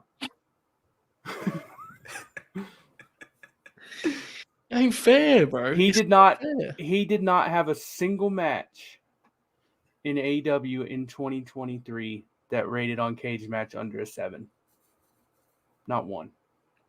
And he had a lot of matches, but considering how little he was around, you know? Yeah, 26 matches that rated. Yeah, not one under 7. Unreal. This roster is superb and has some of the great talent in wrestling, and he still is on a level of his own, you know? Now, I will say Kenny Omega can challenge that. And Kenny Omega belongs on that level, so I shouldn't say on his own. But top 10 he was only 0.2 behind. Wasn't that? Yeah, exactly. Kenny's the guy who's in, but Dragon is just superhuman, and he does it. I mean, let's be real. He was injured. Forget the time he was on the shelf. He was injured while wrestling a lot of those matches. Yeah. He had a fucking eye patch for about 6 or 7 of them. You know, he's the greatest in-ring wrestler of all time. Yeah, and I increasingly think in terms of quality, quantity, longevity, influence, impact, I actually increasingly think that he's like kind of hard to even argue with, you know? Like, because it's not, again, you take Kenny as an example, right? It's like Kenny became a guy people would regularly cite in best in the world conversations and then kind of had that peak in the mid to late 2010s. Dragon was someone people were calling the best in the world in you know, the early mid 2000s. You know, it's like, and I know he missed time in the middle. He missed 4 years in the middle, but come on, it's Bryan Danielson. I mean, it's outrageous. I mean, he's been doing it in AEW for like 3 years almost at this point. Yeah, 2.5. He's extraordinary. He really, really is. And, you know, we kind of had fun with it being obvious who was going to win, but I'm glad we do it because you get to see why, you know, that says a lot, right? With those numbers we just all read. I mean, he did have the 3 ballots outside the top 10, but out of 64, considering how much range there was to everyone else, you know, he had 48 first place votes. So yeah, Bryan Danielson.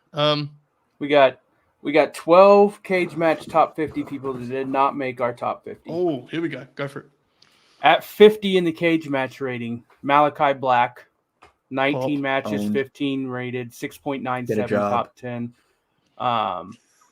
At 49 in the Cage Match ratings, Dante Martin, 25 matches, 16 rated, 7.03 top 10 average. When did he get hurt? I thought he was hurt the whole year. Was he not? Obviously not. Supercard? Yeah. Oh, yeah, it was April. Yeah. March or April. Yeah, I guess. Yeah, he was working like every week before that. They wrestled the Young Bucks. Action Andretti at 48, 32 matches, 27 rated, 7.03. Dukes, just wait. Dukes, just wait. Pervert. Wait till you get to. He's so annoying. Dukes, just wait, brother. Sorry. Number 47, Jay Lethal. 32 matches, 26 rated, 7.05. The 44, AR Fox. I had him in my top 50. I thought he deserved better. He was in my top 50. Bro, 20 he finished 80th, by the way, bro. Wow, I had him 47th. I will say I had Jay Lethal 48th. I don't like him, but he's a wrestler. AR Fox, 20 matches, 15 rated, 7.16 top 10. 43, Darius Martin, 34 matches, 26 rated, 7.17 top 10. I had him at 46. 41, a forgotten man, Bandito, worked 10 matches in AEW, all rated, 7.21 average. I had him 40th. 39, another forgotten man, but also probably benefits from his partners. 28 matches, 22 rated. That's Chuck Taylor, 7.23 top 10. Now we've got 3 guys here who were left off probably for other reasons. Number 37, Jack Perry, 18 matches, 17 rated, 7.28 top 10. I would say I don't actually think that's the ridiculous beef part as much as I think that's a little bit of the Eddie inverse you were talking about of like, because he didn't wrestle past 8. And also, let's be real, all of the good stuff is before the heel turn, really, isn't it? So that's, I think, part of it too. So yeah. I had him 42nd. This one I Yeah. know for a fact. Well, this is also wild variance. Chris Jericho at 32, 27 matches, 25 rated, top 10 is 7.49, but his overall is only 6.35. I did have him 36th. At 30 is Sammy Guevara. 28 matches, 23 rated, a top 10 of 7.52, a rating of 6.69. I am very spiteful, so I did not have him on my ballot. And Bro, you followed having Lethal and Jericho on the ballot with I'm spiteful, so no Sammy Guevara. This is my favorite thing of all, and Joe kind of knows it, but I'm sure he's forgotten. The highest rated professional AEW professional wrestler in the cage match top 50 did not make the Fleet 50. He wrestled 26 matches in AEW in 2023, all of which were rated. He had a top 10 average of 7.73 and an overall rating of 6.77, and that is Commander. Yeah, who came in 59th in the Fleet 50. Yeah. And I'm becoming increasingly convinced in his last few outings that he is better than we have given him credit for. Yeah. You know what? There's a match too that's completely forgotten because of just the way AEW operates and they have a lot of good in-rings. He had a Rampage match with Ray Phoenix that was fucking tremendous. It has been completely forgotten, you know, like, yeah, he probably should have done better. My goodness, there it is. I'm going to tweet probably tomorrow because it's very late now, but I'm going to tweet the full list and yeah, there it is. As the final thing we cover tonight, would you guys like to know who the 5 worst wrestlers on Yes. were? I would, and I would like, before we go any further, I'd like to say that a lot of this, I'm sure, is not the talent in question's fault. Proceed, May. At 90th, with 18 matches, 10 of which were rated, and a 5.73 top 10 is Ari Daivari. Who made an incredible tweet today. Did you guys see his tweet?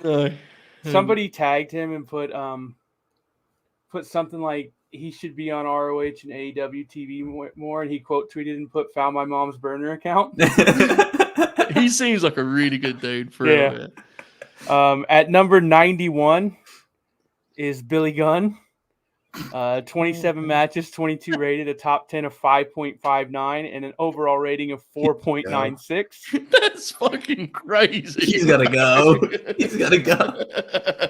At number 92 is friend of the program, Anna Jay, who had 23 matches, 15 of which were rated, a top 10 of 5.55, and an overall of 5.14. God bless her. God loves a trier. At 93 is Taya Valkyrie. At 5.43 top 10, that's in 11 rated matches, 21 overall, 5.16 total rating. And 94th and last, 20 matches, 11 rated, 5.42 top 10, 5.33 overall is Jake Hager. Blue chipper. He's one to watch, though. That's a good prospect. Yeah, I agree. He's going to figure it out pretty soon. Football genes, you know? Holy fuck, dude. AEW has some very funny wrestlers on their roster. Oh, yeah. Underrated part of the roster is how funny parts of it are. It's when you do something like this, you really come to appreciate that AEW may be the most inefficient way to run a wrestling company. It's kind of incredible. Yeah, like there's so many better ways to do this and spend less money, but it's just like, fuck it, they don't care, right? It's just Jake Hager still works there, and that's that. That's the end of it. Like, shout out to Serpentico, who worked 36 matches, only 8 of which were rated, and he had a 5 average rating. He's so good at his job, genuinely. Like, genuinely good at his job. I'm looking for some other highlights here. Where's Angelico? Shut the fuck question. up. A serious question. Angelico worked 8 Angelico, actually, excuse me. It's Angelico. He is. Is it? Yeah. Yeah, apparently. 8 matches, 7 rated, 5.54. Let's see. Sorry, I asked. Yeah. Let's see. I'm looking for Brian Pillman Jr.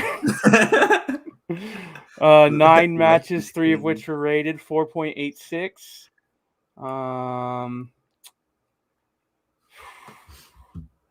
The Bunny. Crazy stat line. The Bunny had 3 matches, all of which were rated and came in at 4.63. Brock Anderson, Oh, fuck. 5 matches, 2 of which were rated 3.72. Oh, good God. All right. Let's see. Poor Yeah. Brock, man. God Let's bless him. see. What I'm looking for anything else that's just ridiculous. Shooter, 1 match, 8.85. Hell yeah. The 10 man. Ishii, 2 matches, 8.48. Big Tom. Mike Santana, 3 matches, 2 rated, 7.66. House of Glory champion. Is Let's he really? fucking go. That rules. Let's see what else we got going. Dalton Castle, 8 matches, 5 rated, 5.04. 5.04, my God. Is it over? Yeah, well. Oh, it's been over. Yeah, it's been over. Danhausen, 10 matches, 6 rated, 5.12. Is it over yet? Let's see. Yeah, I think here's a nice disrespectful one. Matt Seidel, 14 matches, 9 rated, 5.71. Oh, go fuck yourself. Yeah, that's. I think that's a note to end. I think that sums it up, really, Matt. Yeah. It was a waste of your time. It's a sham. Yeah. It's a shame none of this counted. You should hear. You should have Dustin. I'm not even going to read Dustin Rhodes. No, don't. That's just disrespectful. Don't. I threw my Make me phone sad. away when you texted me. I threw my phone out the window. I was so mad. Miro, 7 matches, 4 rated, 6.33. 7 matches. JD Drake, 9 matches, 3 rated, 6.45. He was in my Yeah. ballot. I don't know why, but he was. What a helps me. beast. 7 matches and still popped me. Eh? Lady Frost, 4 matches, 3 rated, 4.79. She had a good one the other day, though. Yeah, she New did. year. New year, new Lady Frost. My Okay, favorite yeah. Stokely Hathaway, 2 matches, 1 rated, 6.48. Respectable. Layla Gray, 11 matches, 1 rated, 6.33. 1 rated is crazy. Yeah. Good Lord. Let's see. Thunder Rosa, 1 match, 1 rated, 5.34. Abaddon tag, yeah, makes sense. Brandon and Brent of the Boys, 11 matches, 1 rated, 3.51.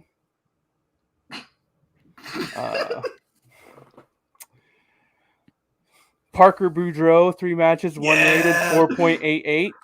And here, this is the perfect one to end on, I think. Okay. Naito, 1 match, 1 rated, 5.09.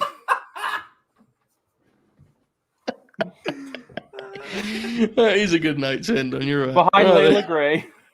Yeah, there we go, folks. Dukes, do you have any final words, any plugs, any promotions? No. Maybe there might be something coming soon, but I don't know yet. I don't have a timetable. There is something coming soon, you just don't know about it yet. Yeah, you're here for the post show, not the show. Matt, we can announce the big one though, right? We got the date locked in now. Yeah, I think so. yeah. And if not, we'll just pretend we didn't do this. Yeah. March 15th. Mark on your calendar. LNG 315. It will be.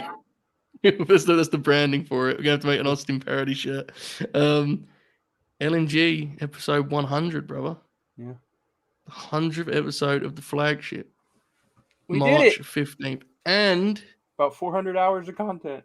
we're going to close Fleet 50 with a Tony Khan style announcement. There will be an announcement at LNG 100. A major announcement. Wow. A huge, announcement, major. So get ready. March I don't even 15th. know But what it until is. then, exactly. Until then, we do have some stuff ahead of us still. We have Grin Grappler Gal Kim is our grappler for February. So that'll be fuck coming up yeah. here That's cool. later this month. Matt, we're doing, what day is the New Japan show? Oh yeah, that is. We haven't put that out there, right? That's the 11th, isn't it? Next Saturday. Yeah, we're doing. Well, New next Japan. Sunday morning, Saturday night. Yeah, with Dragon and Zack Sabre Jr., right? And the cage Okada, match. Tanahashi, the cage match. Yeah, Duke, Grin along. Yeah, join us. We're doing the Grin along. So Hell yeah. yeah, I'll probably get yourself be there. Get ahead of yourselves with some sleep for that, folks, because it's gonna be a late one for the folks stateside, right? It's gonna be my morning. I'll be there with my Yeah. breakfast. Well, there'll probably be some art going on during the undercard too. Oh, I'm sure. So that's what's ahead of us. We have some big stuff coming up. So stay tuned. Stay locked in at Late Night Grin on the Twitter gimmick, and you'll kind of be figuring out. And also, I think this worked well enough. We're going to probably do most of our shows as these simulcasts because then they can live on YouTube as their own thing. Yeah, you don't have to upload them anymore. Right, and like Lazy ass. generally with the flagship, I do them as unlisted. But I think we're at a point with this show and the way we do it, I think it can live as a video on YouTube. Yeah, there's no. And I reason also it needs to like be the on idea this of anymore. someone discovering it and being like, where are the other 98? And that's a good bit. Yeah. So, yeah, here it is. Fleet 50. Shout out Brian Danielson. I think he's pretty good. Matt, any final words, mate? No, we'll be back on the 15th. Well, we'll be back before then, but March 15th, Late Night Grim 100. We'll discuss the debut of Mercedes Moné in All Elite Wrestling. Probably, Monet. right? Yeah. Yeah. I got some stuff like LNG 100. We're gonna see how it goes, but like I wanted to get the date locked in because I would like to be able to feature members of our community with video clips. Now, Okay. if people want to do that, that would be awesome. If they don't, then I get it because like who wants to record a video about a podcast they like? But I do think it'd be pretty cool if we had some of those because the community is. I mean, let's be real. If we didn't have like 40 sickos that watch this, we would just have stopped doing it. Oh yeah. So yeah, like I would like to kind of include them people, and I think there may be a return, perhaps, or something of that effect. You know, we'll see. And We'll see what happens, folks. As we said, a major announcement that will shake the course of history. True. We'll Yeah, shake the nation. I've already told Meltzer so he can get ahead of writing the Observer There for you that go, week. yeah. All right, there we go, folks. Keep grinning, all hail. Enjoy this outro, and we here at the Late Night Grin believe Brian Danielson to be a good professional wrestler. Good night, We'll see everybody. you on down the trail. Indeed.